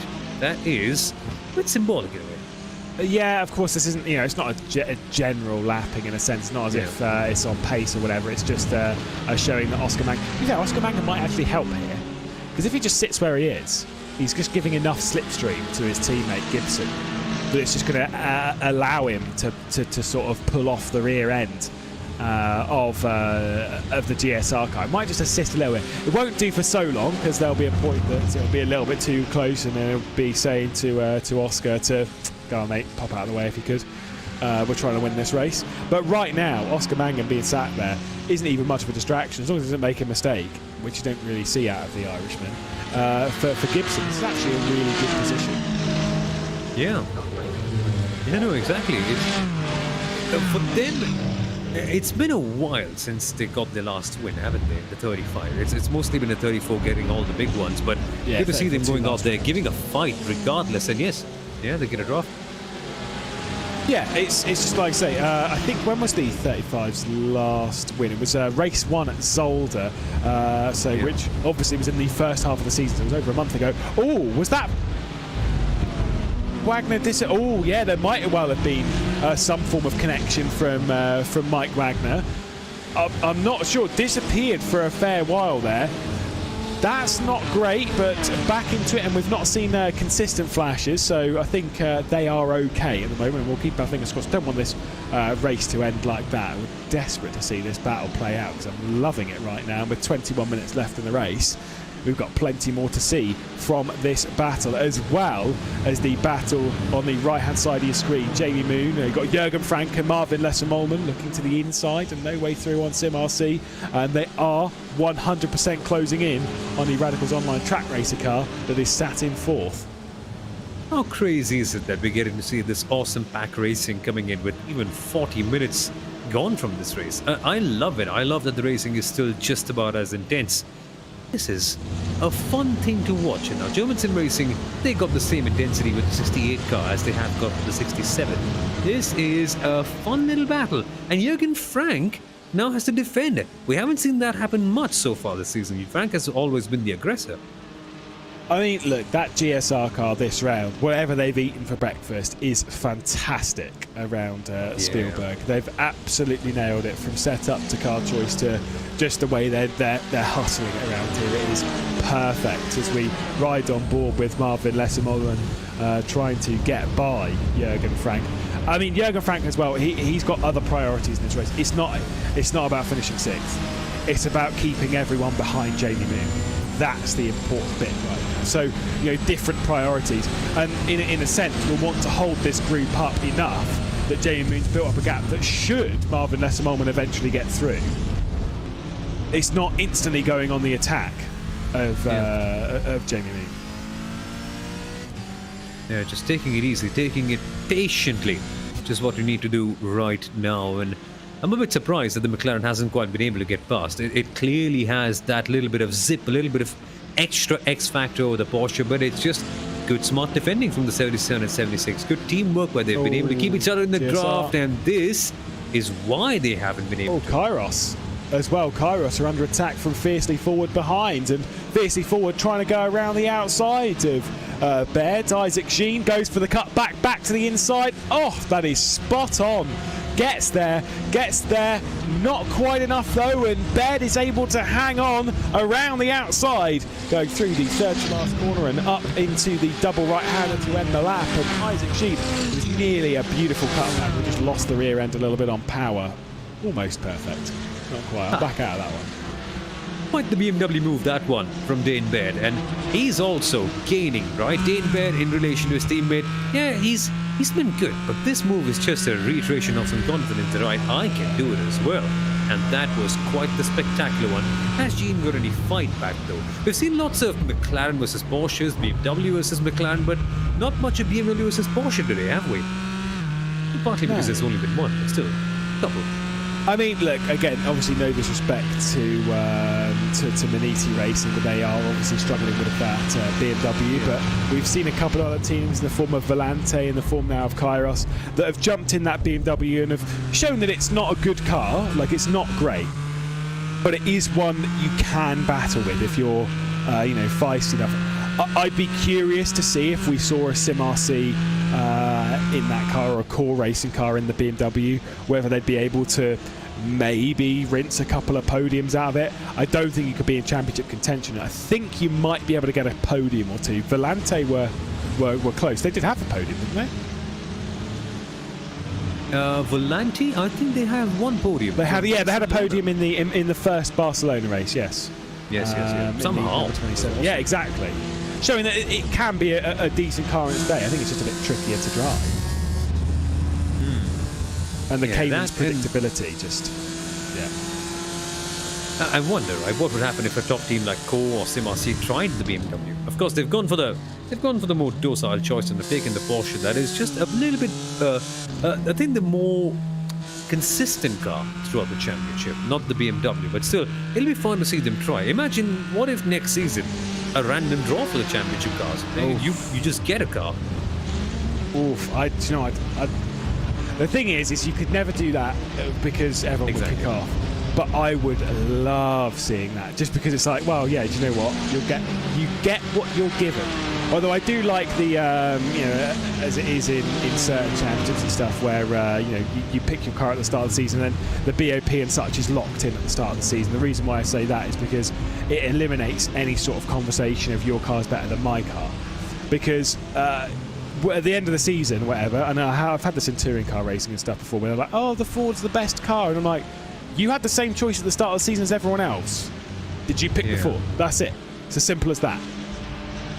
Gibson, though, by the way, obviously dropping to the back of it, Oscar Mangan got a bit too close to drop to the rear end of the train, and we'll just sort of sit there waiting. Not for position. A couple of laps down now is Oscar Mangan, and they will just be looking to pick up 4 points at the end of this race in 15.5 minutes. But Also, might just be sat there trying to keep the eyes on the mirrors for Wagner right now. I think it might help.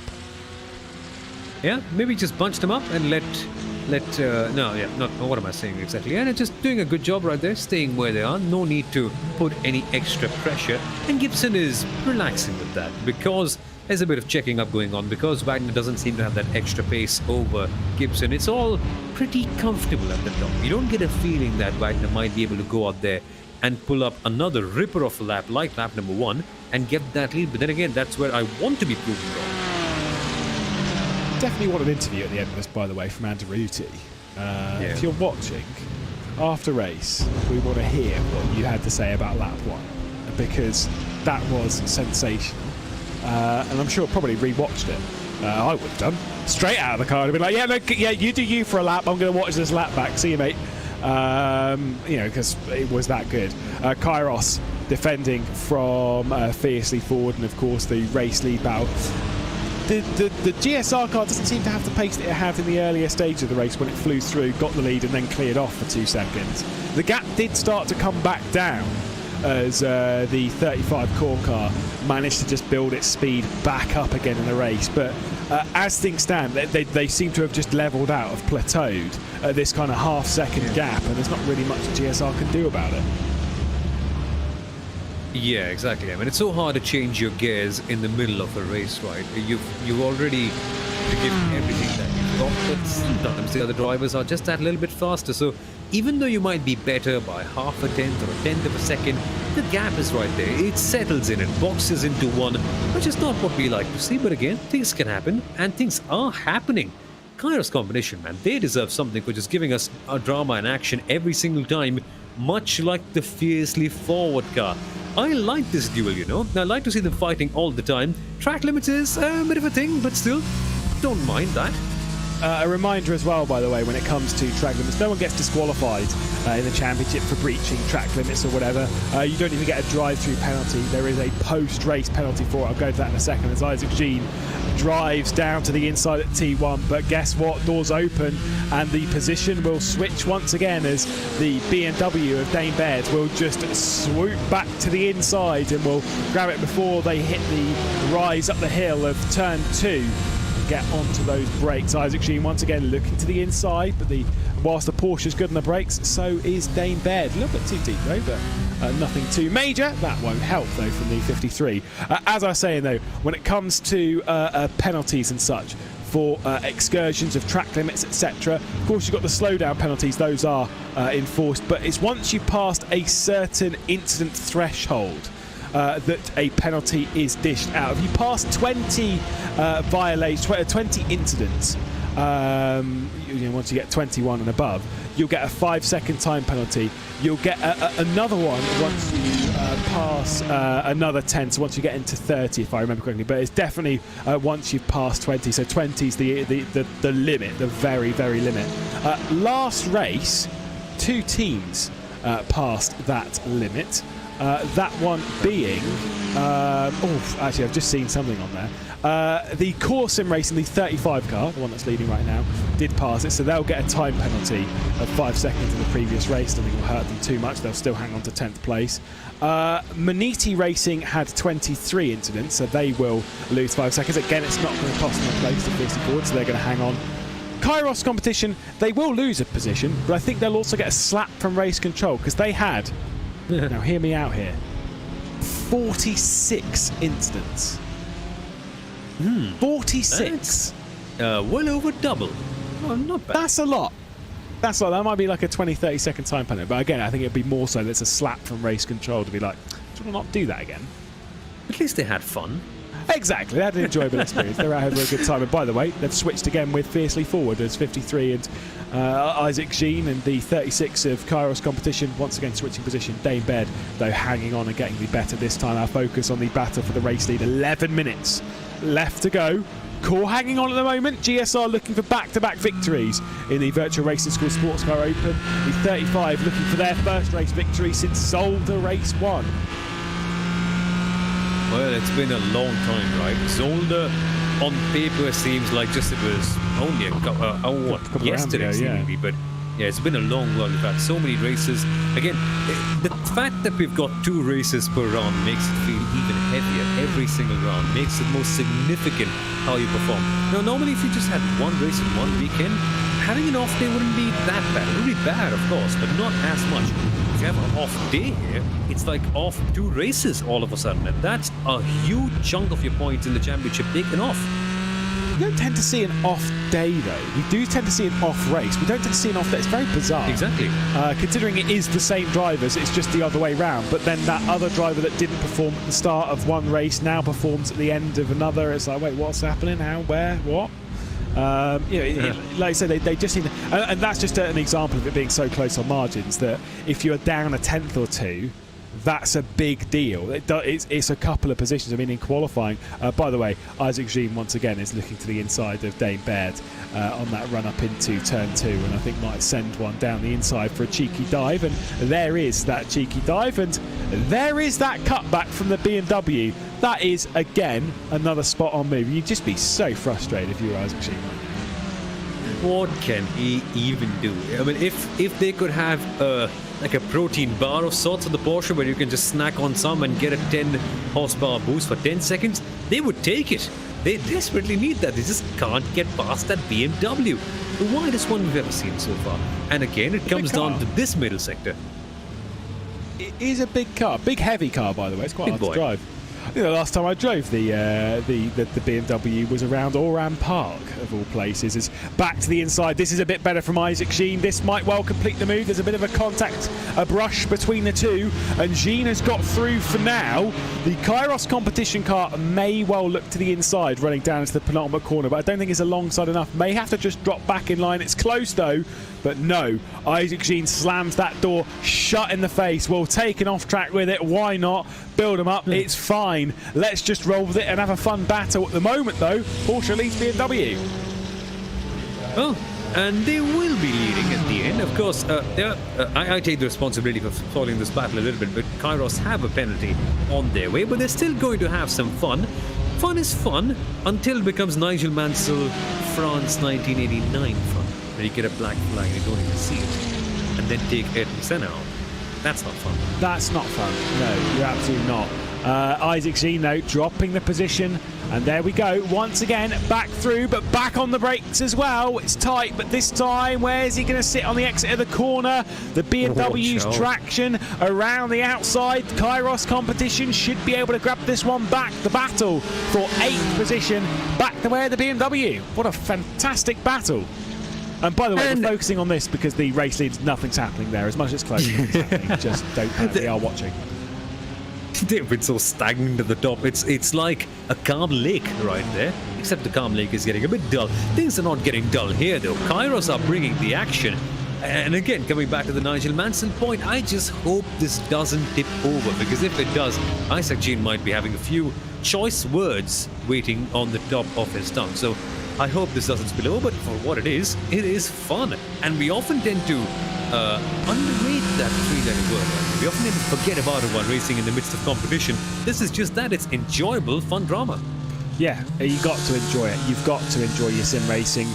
Sure, it's all about being competitive and stuff, but when you've got a season of sim racing where it's just so packed from wall to wall, you're so busy doing this series, doing that series, and bouncing around all over the place, it can get a bit frustrating, a bit stressful, and sometimes you just need to be able to switch off. Other close battles, by the way, of course, we've got that one for the lead, Gibson and Wagner. This is once again Isaac Jean getting one done on Dane Baird, but not quite there. The 77 is with the Radicals Online track racer car as well. So we'll focus on our battle for 4th in a moment. We'll see what Isaac Jean can do. Back to the inside at turn 2. We've seen this one happen quite a few times. We've seen it work well. We've seen it work badly. This time, it's certainly more on the well scale. Completed that move and will defend down to 3. But that BMW is going to come up with a surge in power again. What is this, like round 7, 8, 10, whatever it is? They're going to go around the outside. Many have tried, many have perished, but the cutback is a smarter option, which they try again. Oh, Core have made a mistake at the front of the field. That is an issue for Gibson. Let's take a look. This is from 3. on the run out, picking up the gravel, being pulled off the racetrack. They've lost the lead, and German simracing.de by Hetzner once again for the second time this race, for the second time here at the Red Bull Ring, has taken the lead back in the final 5 minutes and 20 seconds left of this race. It's on. It is on, yeah. And now the drama gods have given us something to cheer about. Remember, at Monza as well, we saw an error at the critical moment from one of the co-cars. In that case, it was the 34. Now it's the 35 making the error. The 34 was so composed that they were able to hold off SimRC. Now, does the 35, does Gibson have that same composure that he can get that position back from German Sim Racing? Pace-wise, they've always been that little bit faster since that first lap. This is going to be a cracking battle. And Villeneuve as well, under pressure from Jamie Moon. Drive off of T2 though looks absolutely fine from the Radicals Online track racing car, so able to hang on to 4th position as well, focusing on that one as well, because it's a bit of a battle for the championship. The 77 trying to gain points at the moment. It's 11, could be 13, an extra 2 points when Oscar Mangan and that 34 only gaining 4 points from this race. No, it's not major when it comes to the championship, but it is points coming down, and that is the key factor here in that title race. Baird and Jean once again switch positions, as we've seen that one time and time again. Right hand side of the battle with Radicals Online track racer, and of course under pressure from Jamie Moon. A little bit of a mistake there as well from the Radicals Online track racer car that Villeneuve is driving. Left hand side of your screen was Kairos. Now it's back to the battle for the race lead as Core Sim Racing are there. They are back knocking at the door. They made a move at turn 1 earlier on in the race. They're looking for it again. Gibson not able to do it. Just 3 laps to go here at the Red Bull Ring, and right now Core want this win. They want it bad. Right down to their core, one might say. They're going to be trying hard for this one. It's the Porsche versus the McLaren. Again, obvious fact. It's not so obvious is that the McLaren on the acceleration has been so much better. Now, that's been the thing, right? Core might be the faster car, but the McLaren on the acceleration just has something on it. Ask Radicals Online about it. Ask SimRC about it. They're going to try for one there as well. And Radicals Online blocking it off quite well. Oh, but I think this might well work out for Jamie Moon. The drive around the outside could be good, but it's just not good enough. Radicals Online track racer in that McLaren are able to hang on for now, and on that run into 3 should be able to hold position. Left hand side, that battle for the race lead. Core are knocking at the door, and it is close, it is tight, it is hard fought as well. I genuinely do not know which way it will go. Porsche versus McLaren both ways, and it is McLaren defending on both sides of it. Talk about having an interesting battle in 2 places. We thought for a second that the race was getting quiet. No more. No more at all. 2.5 minutes left to go right now. So, Core are just in this interesting position. Where do they attack? They haven't got that straight line speed down. And turn 3 would be the obvious slot. Going downhill, it just sort of hides the weaknesses of that Porsche a little bit more. But German Sim Racing know that, and they will be blocking off that line so hard. Being covered off very well at the moment on all aspects. It's so hard to pass. Jamie Moon's close, but it's the run into turn 1, which is not really where you want to be close. Of course, the 76 catching at the moment, but we won't pay any attention to that because we know that once that 76 catches, it'll just basically sit there. It'll hold the door and not allow the car behind to close in, which isn't even for position. That's the Alcatec NHR car that Crispy's just jumped back behind the wheel of in 13th spot, looking to gain a couple of points. Defensive from Radicals Online track racer around the outside from Jamie Moon. It was maybe a little bit too deep, and the drive off again very much in favour of that McLaren. Is that a mistake though, a little bit from GSR? The answer to that question is no. They were perfect last race. They're perfect this one as well. Yeah, I think what we saw with Radicals Online track racer is representative of what we can see in the next minute and a half with Core Sim Racing and GSR. At McLaren on the acceleration is just that much better. You might be faster, but you can't pass. That's the thing. Even though Red Bull Ring is one of the widest circuits out there, just not possible. And that error just seems to be standing out like a swollen thumb right now, Lewis. That error from Core. It's unexpected, but it's what's cost him a win. Yeah, on the whole, it's not that bad, but still, you want that badly, right? That win.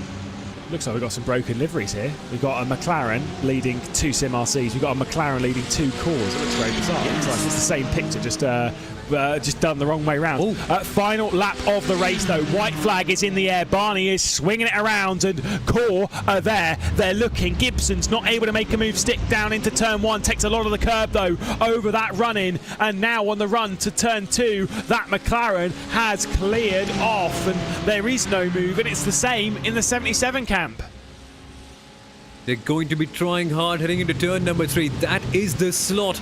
And if anything, they'll be forced to the outside line. The outside line, which feels like home to the McLaren of all cars, not the Porsche.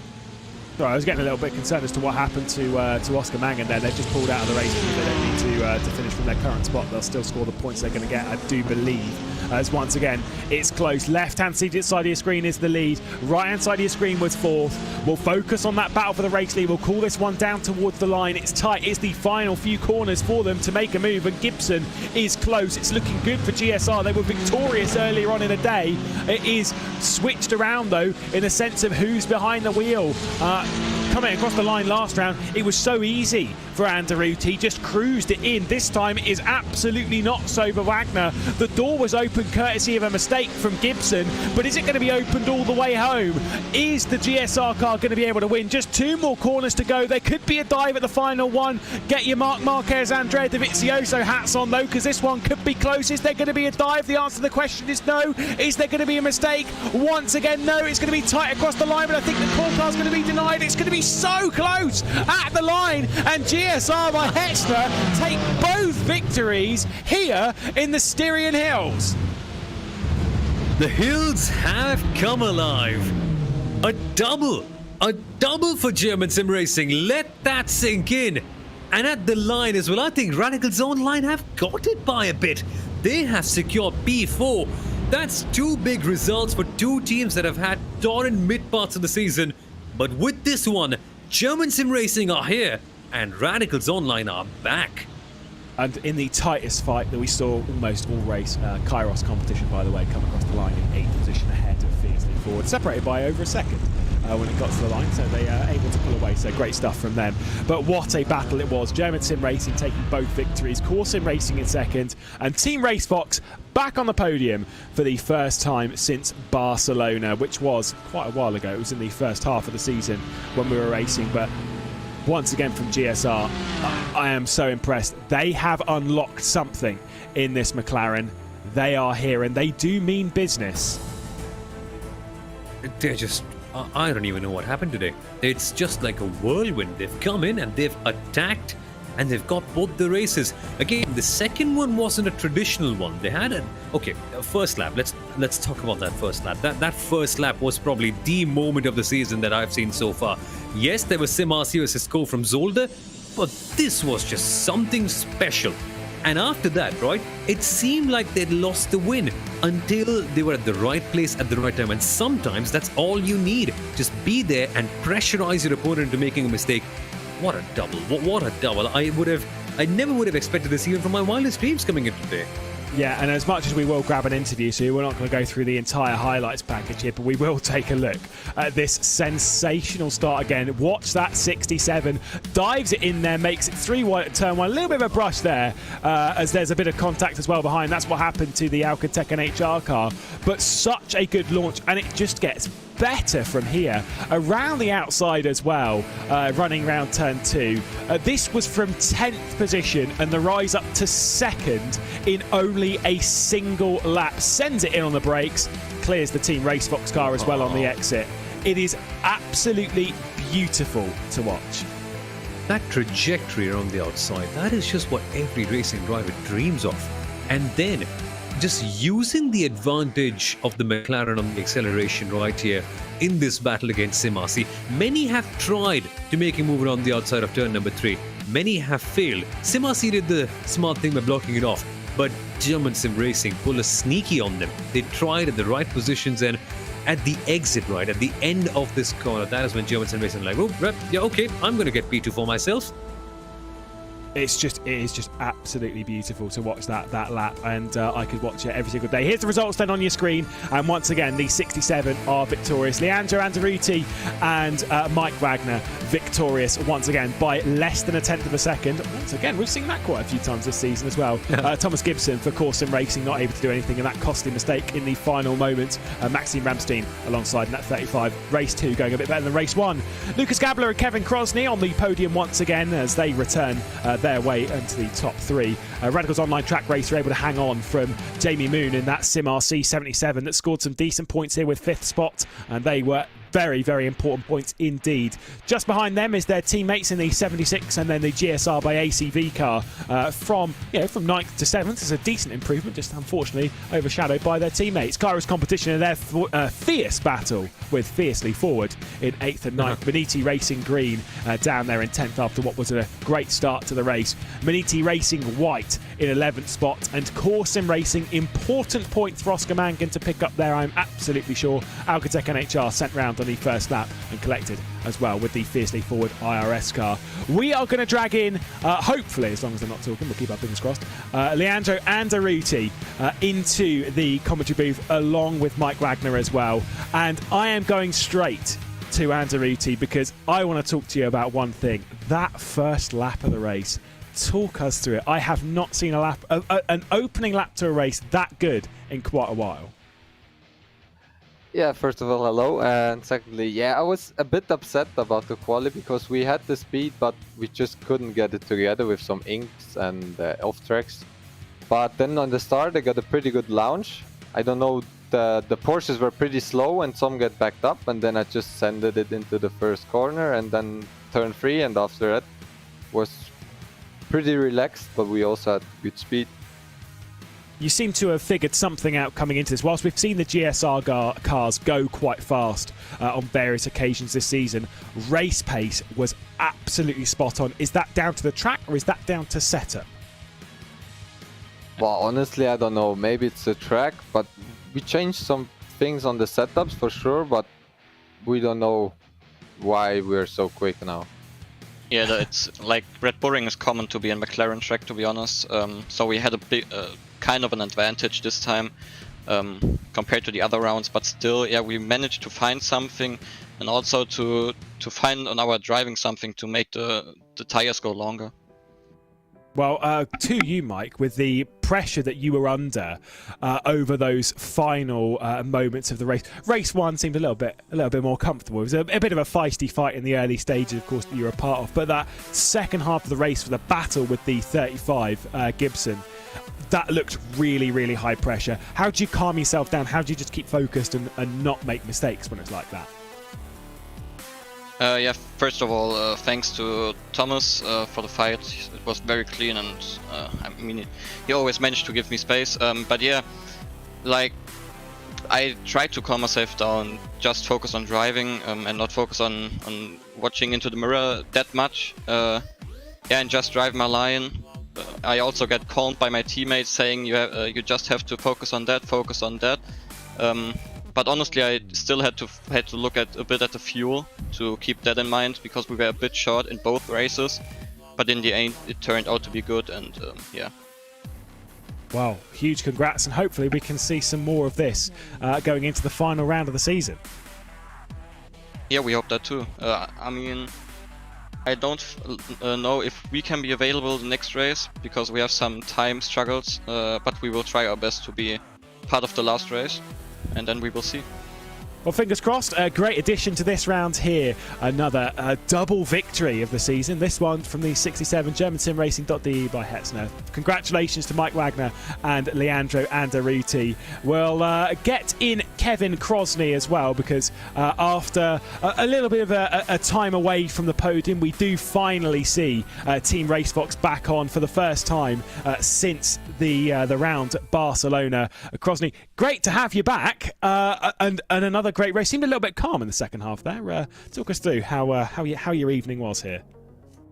Actually, it was pretty. How would you wish to say that? We didn't expect that good result on the evening, because we were trying a lot, in practice, and we have seen on the practice servers that our pace was actually a bit off, but at the end that we could, with the last single change on the setup, to be that fast was really exciting for us. Well, you know, when the season started out, we had those first 4 races of the championship where it was 4 consecutive podiums to open the season. Is this finding again that race form a little bit, or is that still, you know, just as everyone else has figured things out, is that still just a little bit out of reach? It is really hard to get actually again on the podium. When we registered for this series, we didn't expect to be able even to get a single podium. We were super excited at the first podiums on the first races. To be actually now again on the podium is just amazing. So going into the final round of the season, is this a track that you're comfortable with? Nürburgring, the sprint Strecke, the shortened layout, one that not too many have raced that hard around. The short circuit around is actually nothing special that we have tried, but we have already some experience with the GT4 on the Nordschleife and the Gesamtstrecke, so I think we should have already some experience on that and maybe a single advantage, but like I said, the competition here is super hard, so it will be, actually every race is super tough to actually be in the top 5 or something.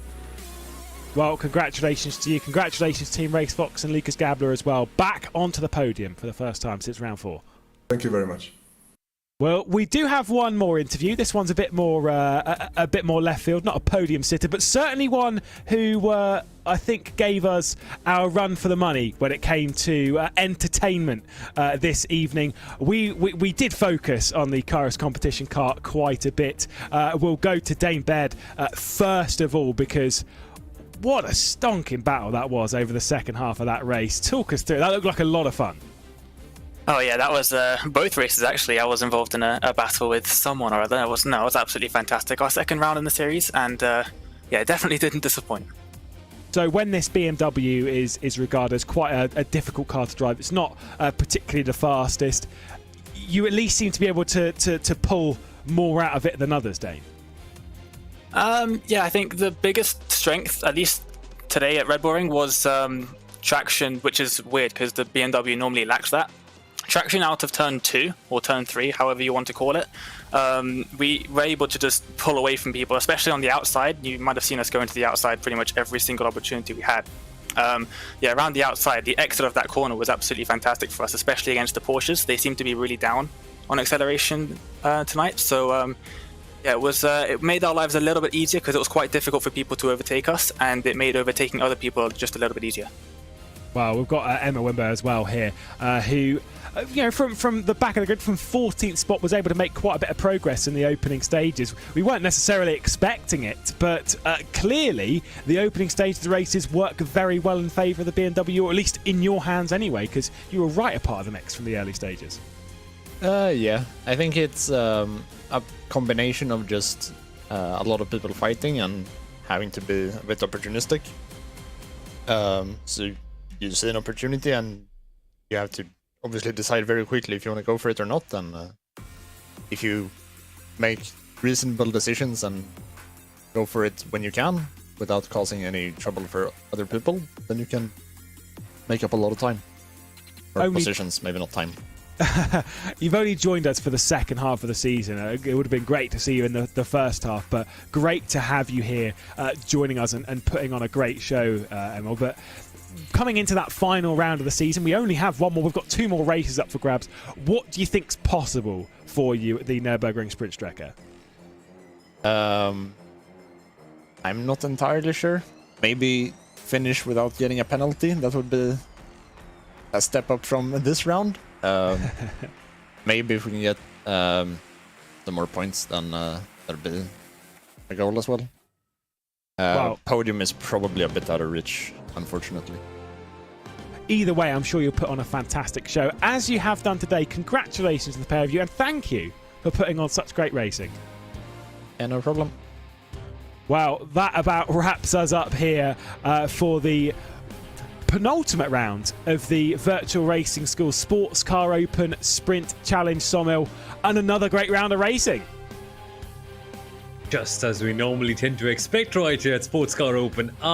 It's been awesome all the way through. And that finish that we saw right there, only a tenth of a second away, representative of what the series is all about. It's got us a little bit crazy, right? Seeing all this racing, it's got us just getting a bit too excited, just getting on the edge of our seat, and that's what we want at the end of our day. For sure, the championship fight might not be the closest in the world, but hey, just look at the battles we've got on screen. That's just madness all the way through. It's still fairly tight, though, between, of course, Core and SimRC, and I'm sure we've got plenty to play for when we go racing once again in a week's time. The Nürburgring Sprint Strecker to round out the championship on Friday next week, August 27th. But, of course, that is not racing done here from the Red Bull Ring. Oh, we're only halfway through, don't you worry. You've got GT3's back in action as well for the Virtual Racing School Sports Car Open Sprint Masters as well. That one starts from 1:30 UTC, where we'll see the same format, 2 races, plenty of great racing. Many thanks to all of you for joining us here through the broadcast, and for all of our competitors out on track. Of course, to Hugo Luis, who's been on cameras all the way through. We'll see you tomorrow afternoon. I've been Lewis McGlade, Samuel Aurora alongside once again, ready to wrap up the championship in a week's time. I'm sure we're going to see some brilliant stuff. Until then, though, bye-bye.